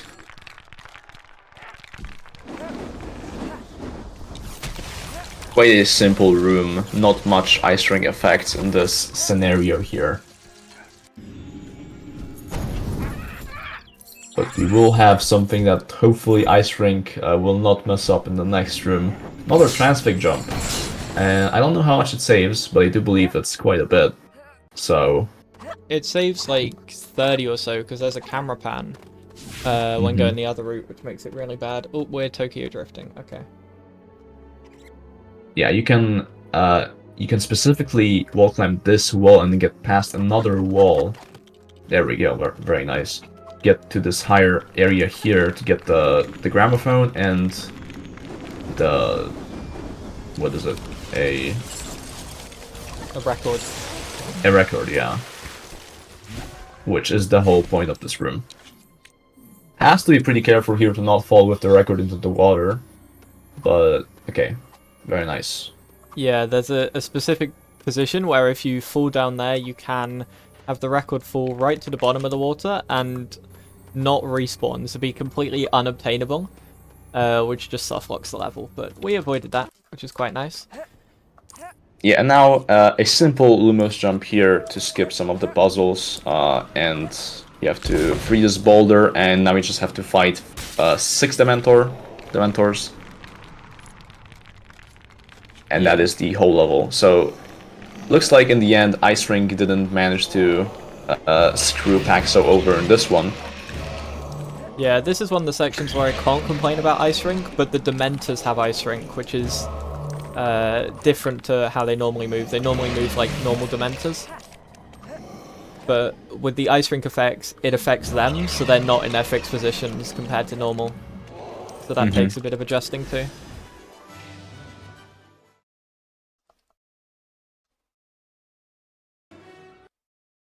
But yeah, on to the final level of year 3 now.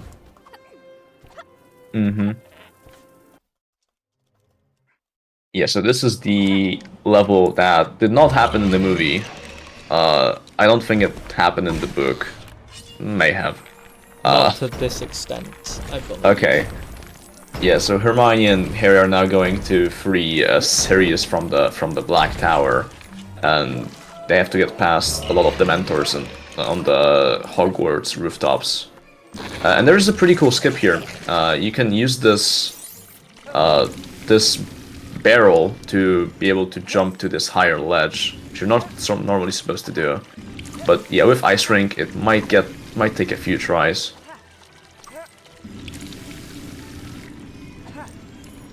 Oh, come on. Oh well. Oh, ooh, that's unfortunate. It's fine. Yeah. We get to see this camera pan, and then we're in a good position where we pretty much immediately get up anyway. Just a little bit of time lost. There's been plenty more time lost compared to any percent already this run, so I'm not too mad about it. I mean, honestly, this hasn't been going too bad. I reckon since the estimate is that you will finish this run in the next 42 minutes, I think you should be able to go under that. I think so, yeah. Yeah. Wow, you almost got flung to the previous room there.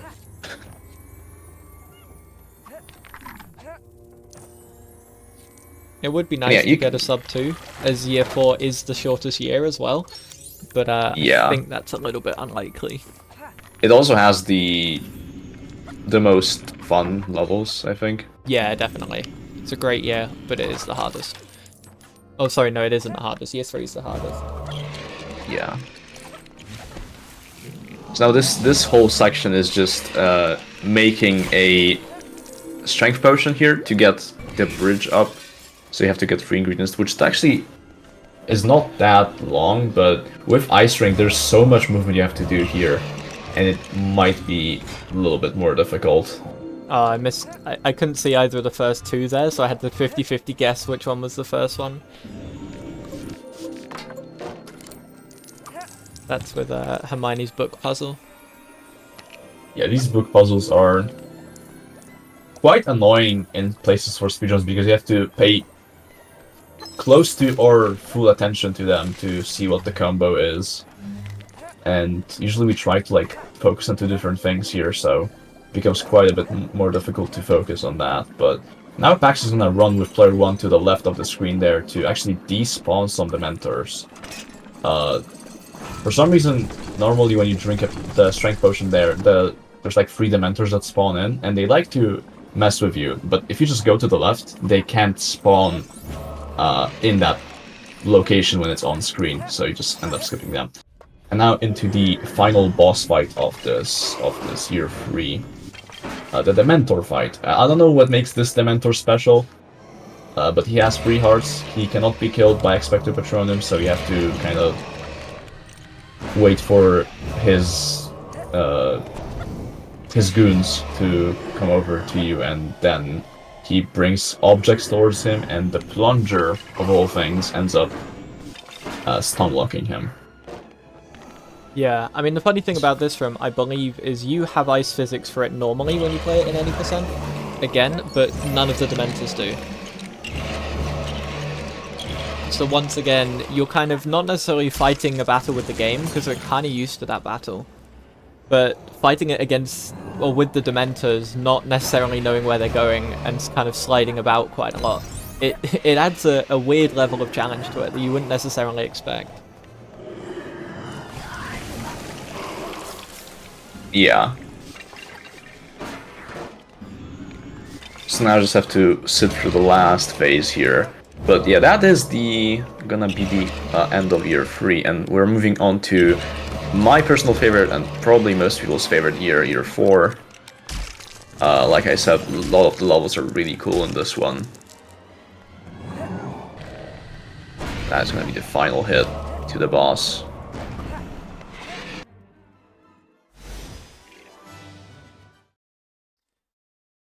Cool.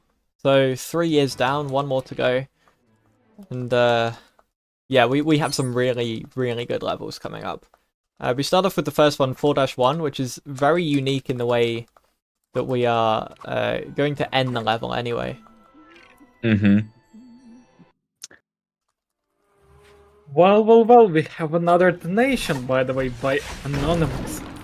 Someone secretly donated $20 towards Clawmate costume. Thank you so much, Anonymous. Yeah, thank you so much for the donation. Yeah, and of course, thank you so much for Flo.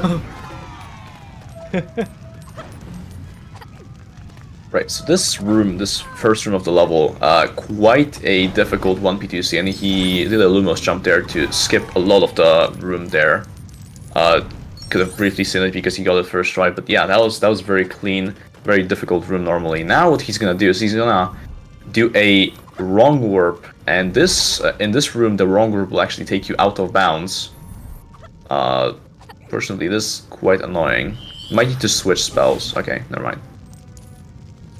And now that he's out of bounds, he can continue going out of bounds. And this level has something that is known as an out-of-bounds debug door. And that door was placed there by the developers for doing some debug testing. And when you hit that door, what it does is it actually just takes you to Hogwarts, and it skips a pretty long boss fight in this room. So he's gonna try to hit it by jumping into it with Crookshanks.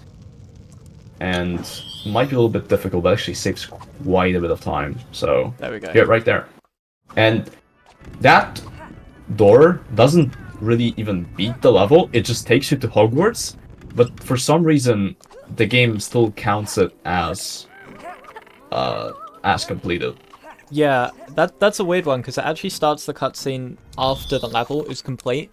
So not the level end cutscene, but the one after that once you like have the level complete screen and stuff. So the fact that it actually marks the progression is very weird, and we have no idea why.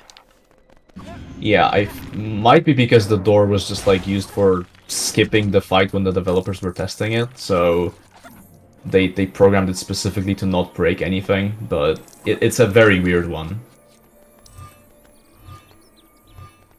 And this room is another one of those rooms where you do not have split screen, so both players will have to stay on screen at all times. And as I say that, That was close. Okay, We're fine. We're fine. you have to. This is the aging potion lesson, and it's quite a long and basically auto-scroller lesson. And the ability you get from it is only used once in the whole game, in getting 100%, I believe. Yes? Not even, because in 100% we just use an older character. Oh, that's true. Yeah. So it completely uses ability, but they had to make some filler content for this year for specifically. But yeah, because of the no split screen, Pax is gonna have to try to do his best to not fall out of the screen, so he doesn't get controller lockup.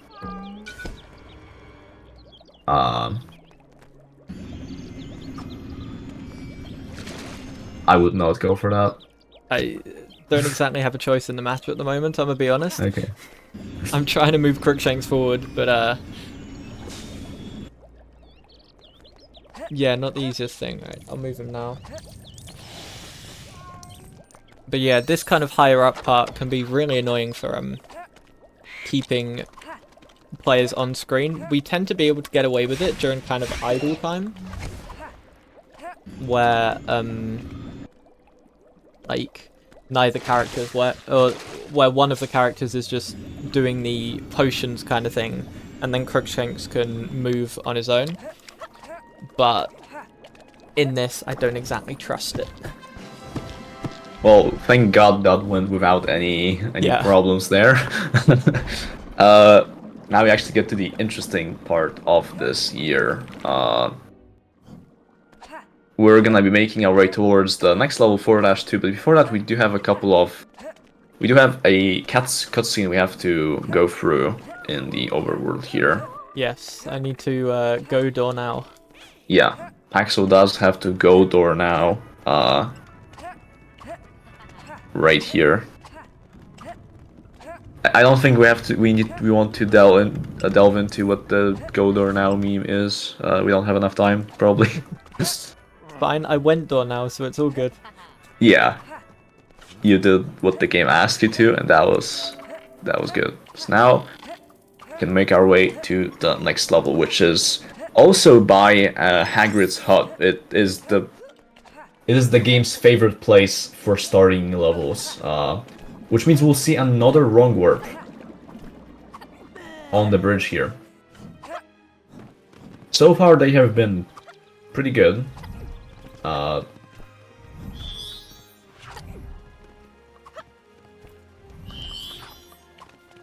And I did not jinx it, that one was also pretty good. That one was alright, yeah. So this is one of the best levels in the game. I'm not sure how good it will be with Ice Rink, because this level has a lot of platforming skips that involve very precise parkour. So we'll see if this ends up being like doable. This first skip especially. That's unfortunate. Not quite. But yeah, this is a one-try trick. If I miss this trick, it's a soft lock. But it saves probably upwards of 3 minutes, I want to say. It's Yeah, not we'll a see. small amount of time save. Ooh. Oh, how did that not work?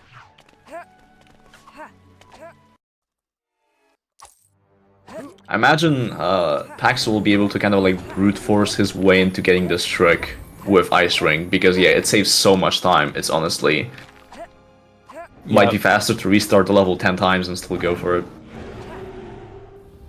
There we go. Nice. I'll take a Third third try. We got another trick GG's. here.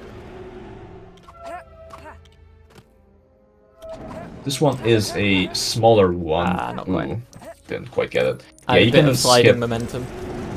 Yeah, you can skip this blue dragon with a very well-timed Lumos jump and then into a wall climb, but yeah, with Ice Ring. It's a very precise trick without Ice Ring, and with Ice Ring it's even worse, but this is fortunately not that long.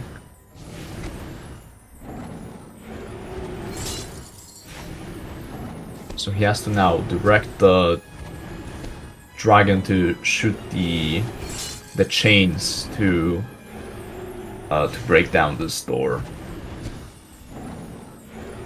But that is not where the skips for this level end, because right away here, what you're supposed to do is make a bridge out of all these like blocks, but you can kind of just make that jump. I normally do this with the Lumos jump, so I'll try and set it up with that. There we Oh, go. that's interesting. I usually do a long jump, but I guess that's a little bit easier. And yeah, that's just a small time save there. Now for a little bit of a bigger time save, assuming it works fine with Ice Rink, you can kind of just Lumos jump from this vault past the invisible wall that blocks this the entrance to the next room. Oh, that was like clipping the top of the invisible there. There we go. Nice. And now to finish this level off, we have in the last room we have a pretty cool 1P2C. Oh, that's interesting. The invisible guy is gonna struggle to get past the dragon there. No, that was a thing that happened. So basically your characters are not like split into the bottom and the top section, where Harry's gonna be taking care of the top one, and Hagrid and Fang are gonna be taking care of the bottom one. One player has to do stuff for the other two to get by, and the vice versa, so...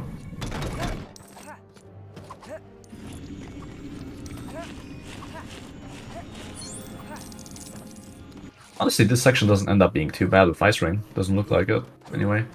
I mean, the AI is obviously rather slow with that, but thankfully we only have to rely on them for one bit of that. So it could be a lot worse. Yeah. So that is the second level of year 4 done. Only have 4 levels to go and a lesson in between.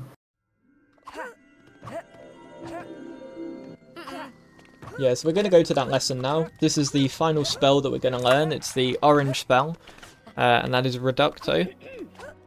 More Is use... it now? Yeah, between 4-2 and 4-3. Oh, okay. I honestly forgot where it is. Never mind. You were saying? I think it is, yeah. I'm second guessing myself now.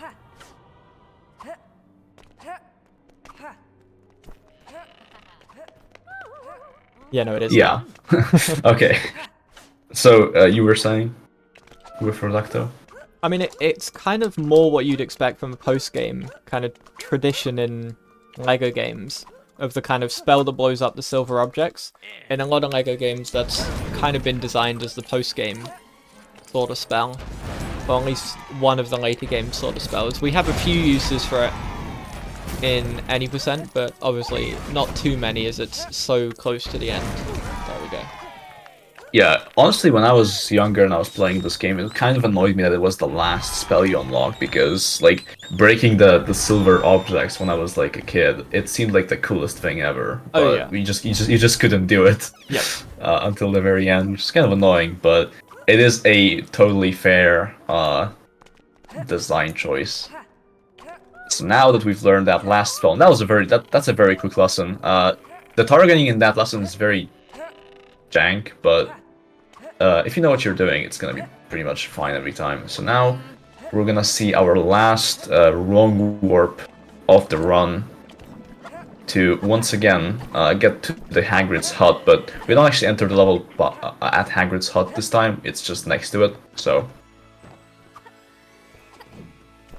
let's see if... Wow, nice.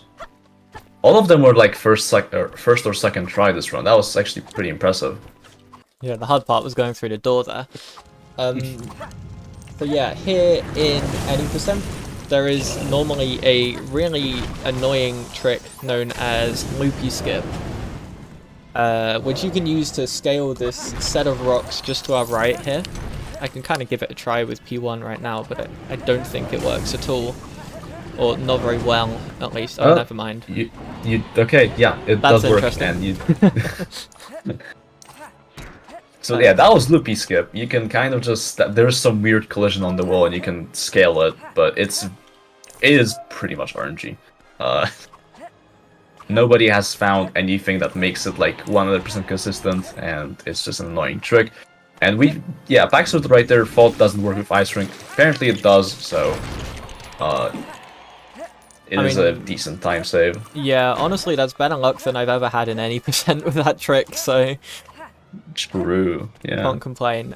We got another skip here, where we're trying to jump on basically a pixel on this pillar here, and use that to get up to the upper level instead of building the stairs. And we can get to the egg that way, which saves a little bit of time. And then we get into this section, which is an auto-scroller, but with Ice Rink, it just becomes incredibly cursed. Oh, I am looking forward to see how this goes. I'd suggest watching what the AI does. I mean, we can do stuff to the AI as well, like shoot it with a mobilus, if the game will let us. But I think, yeah, the dragon as well suffers from Ice Rink. So we've got the dragon supposedly chasing us, just having a fun old time, slowly sliding towards where it needs to be. AI is having just as much luck, but that does allow the AI to sometimes die and get warped in front of us an incredibly far amount, which actually saves time ridiculously. This is one of the few sections where you can more consistently get those warps, and is probably slightly better than in any percent, depending on the luck you get. But yeah, we only got one warp forward this time, but everyone's just kind of sliding around trying to make some progress. Got another warp right at the end, and the dragon rubber-banded to us. Yeah. The dragon was annoyed he couldn't get you, so just kind of warped to you. Right, so now we're gonna go to the next level, 4-4.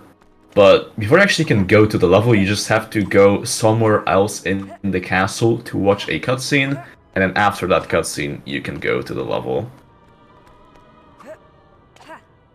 Lore-wise, it's the cutscene that explains or Cedric explains to Harry how he has to open the egg. And after that, you can go into the level where you open the egg. Very advanced lore stuff. Yeah, it does mean we have to walk all the way over here and watch this cutscene, which I think even if you watch the whole cutscene, it's 10-15 seconds. Is it even that much? I think it's like very, very short one. Yeah, it's a really short cutscene. Might be like under 10 seconds even. Yeah. So yeah, now we're gonna see that a trick we saw in year 2 with the trophy jump to skip accessing this staircase. You can just kind of scale this wall. We only have to get to this area twice in story, which is why it's not worth it to open the stairs, because you can just do that jump twice. And now we can get to the, instead of going to where we were in year 2, you can go up here and blow up this wall with Reducto and enter 4-4. Good, the doors were nice to me. Those doors can sometimes be really annoying because they open based on proximity. Yeah, and this level is basically filler content. There's the whole objective of this level is to get to the prefect bathroom. And you're controlling Harry and Moaning Myrtle, and yeah, you just have to get 3 or 4 shells to be able to open it for some reason. And the second room is not better. You can also see that Moaning Myrtle is an absolute bot when it comes to moving with Ice Rink. She is very, very slow. Yeah, Myrtle is slow at the best of times in this level. With Ice Rink, it's even more of a nightmare. Did that work? Yes. Okay, good.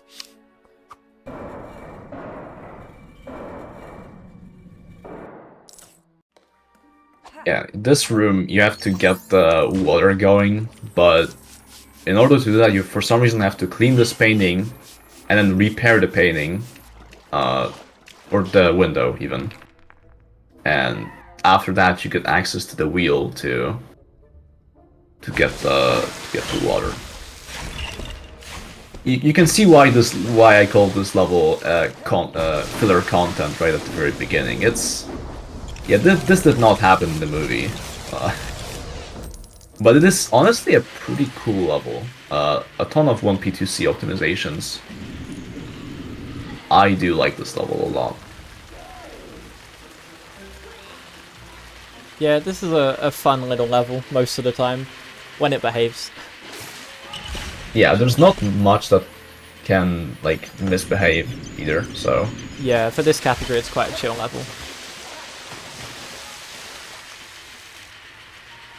And with that, we only have 2 more levels to go. But the next one is quite a long one. I don't know how long it will be with Ice Rink, because I don't know if Ice Rink even affects it. I can't remember. I don't think it does, because it's water. It's our favorite water level that must be in any game. The Black Lake. It's a pretty disgusting level at the best of times. I mean, it's worse in kind of collectible categories, but in any percent, it's not the best either. Yeah. Fortunately, you can skip most of the level, but the stuff that you can't skip. So okay, there's 3 rooms and you can skip 2 of them, and the one you can't skip is the annoying one. Yeah. So. But you can now access this area by the lake here now that you have Reducto, and... No, you're not gonna go for this. I'm Come going on. for it, man. So please stop throwing for the content. This is not really a throw for the content, this is just a jump that saves around 2 seconds that I personally hate. That Paxo goes for every single time. Easy. There we go, yeah. Yay, 2 seconds saved. I I like to call it cringe jump. I know Paxo is not an advocate for that name, but I don't like it. Also, looks like Ice Rink does not affect this level. So, this is the Black Lake, and this level is kind of like a 2.5D, 2.5 dimensional level, but it is still in 3D, so you can kind of push your character with their ridiculous spell. You can push them out of the spline and out of bounds, but It was not liking that.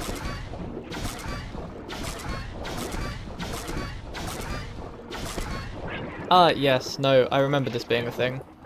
Oh, does this not work with Ice Rink? For some reason, yeah, something to do with like a wall collision there. It just doesn't work in Ice Rink. Thankfully, of the 2 levels, or of the 2 rooms, this is the shorter one. Right. So it's not too bad.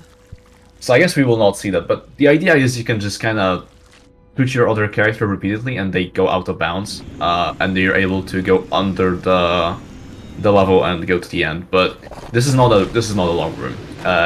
It's absolutely not. You just have to do a couple of things.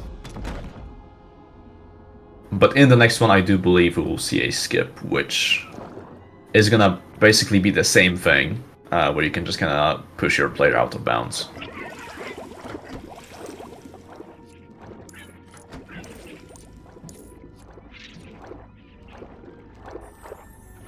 So all he has to do now is build this fish, and that will open up this next wall. And with any luck, you can sometimes get through this wall during the caravan just by natural momentum. Didn't seem to get it there, but you can get like pushed by something and go into the transition.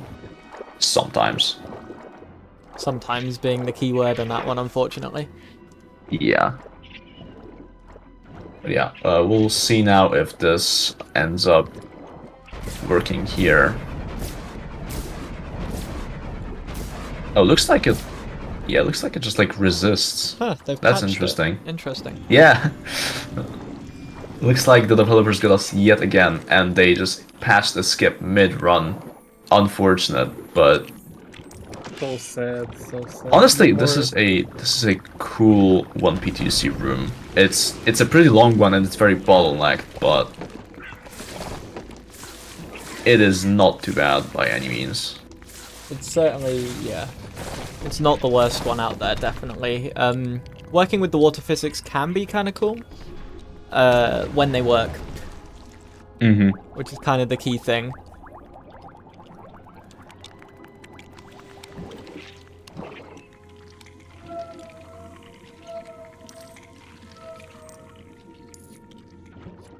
I need to remember not to do the thing to get the crest here, because we are not doing all crests. I'm so ingrained that when we actually go this way round this level, we just do the all crests route. But instead we can just do this to open up the exit to this room. And then go forwards. if you use Lumos on that ink from the octopus there, it actually, like, if you clear all of it, it spawns the crest and plays a pretty long camera pan. So he didn't want to do that, he could just grab the pearl without cleaning the ink. So now this is actually the bad room of this level. There's these mermaids, and they like to grab you and just stun lock you for about 10 seconds. Which is very annoying when it happens, and it usually happens at least once. Like you see there in the bottom right. And what is also annoying is these mermaids take 3 hits to kill. So it becomes sometimes just a loop of getting stuck. And like you can see there, yeah, that's a perfect example of what happens when you try to play this room. Yeah, the worst thing is when you have 2 mermaids, like, on the same side, and they just end up stun locking one of your characters pretty much entirely. But yeah, that is the second to last level, and now we're moving on to the last level, which is pretty short, so not quite the sub 2 we were hoping for. Ooh, what? Okay. Oh yeah, that's a thing. That's can interesting. happen. Giga Hermione. There we go. Yeah, these stairs are quite weird. Some strange stuff happens sometimes if your players are not positioned correctly, but with Ice Ring, looks like it just goes to the extreme with that aspect. Yep, Harry's in a spot right there. Oh wow, look at that time save. That's insane. That was sick. Your kind of priority with these. Your priority with these time save, or with this section, is trying to get player 1 as far up the stairs as possible. Or as quickly up the stairs as possible, because if you do that, most things are, or the AI character, i.e. Hermione in this case, is bottlenecked by where player 1 moves, but not by where player 2 is.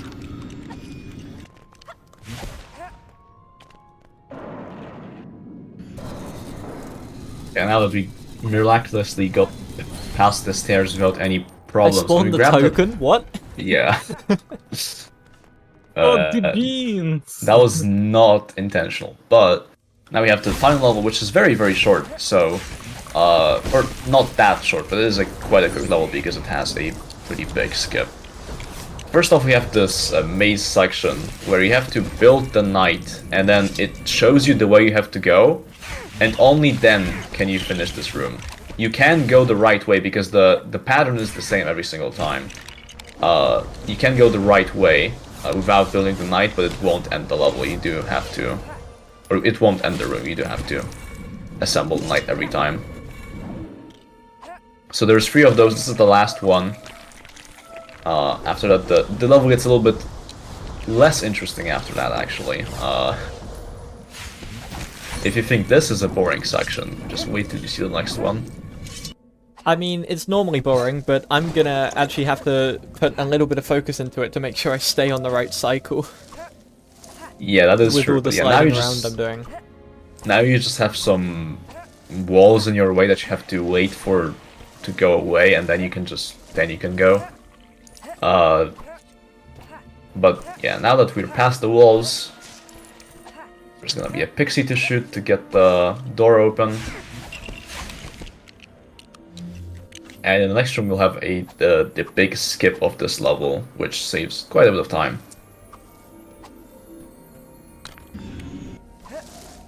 There's this, right here, there's the Sphinx at the very end of the room that you have to do some...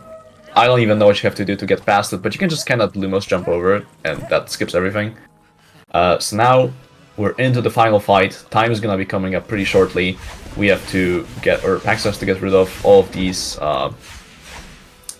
Death Eaters, then Voldemort comes down, you have to do a quick duel with him. And time will be when he deals the last hit to Voldemort.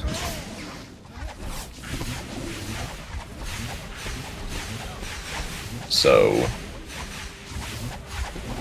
we now have an emergency because, well, the And time. the target. By the way, GG's. The target for GG. Flowmite cosplay just changed to be even less. Oh wow! Also, congratulations. That was a fairly cool run, by the way. Yeah, it's very different to kind of your normal, more serious speedruns, I guess. And you got estimate, so Yeah, underestimate. I think that is that so cool. I think that beats my run that I did about a year and a half ago, which came in I think just under 2 hours 10 minutes. So I'll take that as a 5-minute PB as well. Can't complain.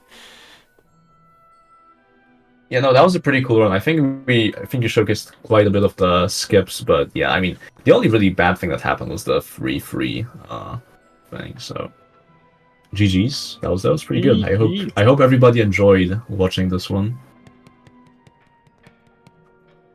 Yeah, definitely. But yeah, everyone, you got to get your donations in super quick to We need the donation. Just $18, people. We need it. I believe in you. you've got this. We'll get it. We need the cat boy Flo.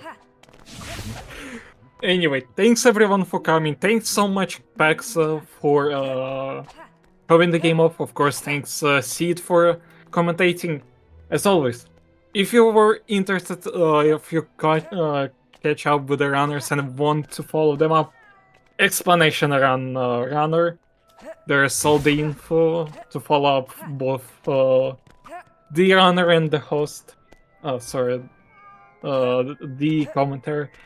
And as always, stick around just a little bit because, oh my lord, I'm always real wish what I could donated $10. This is my emergency money. Let's go towards homemade cosplay.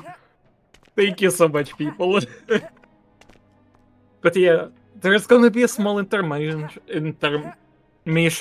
and we'll be back with Harry Potter and the Sorcerer's Stone, the Philosophical Stone, PC 80% by Flo, 203. Gonna be cool. Bye bye for now. Oh my lord. Yeah, if the stream PC will let me tab in, that'd be great. Oh, great. And there's God. so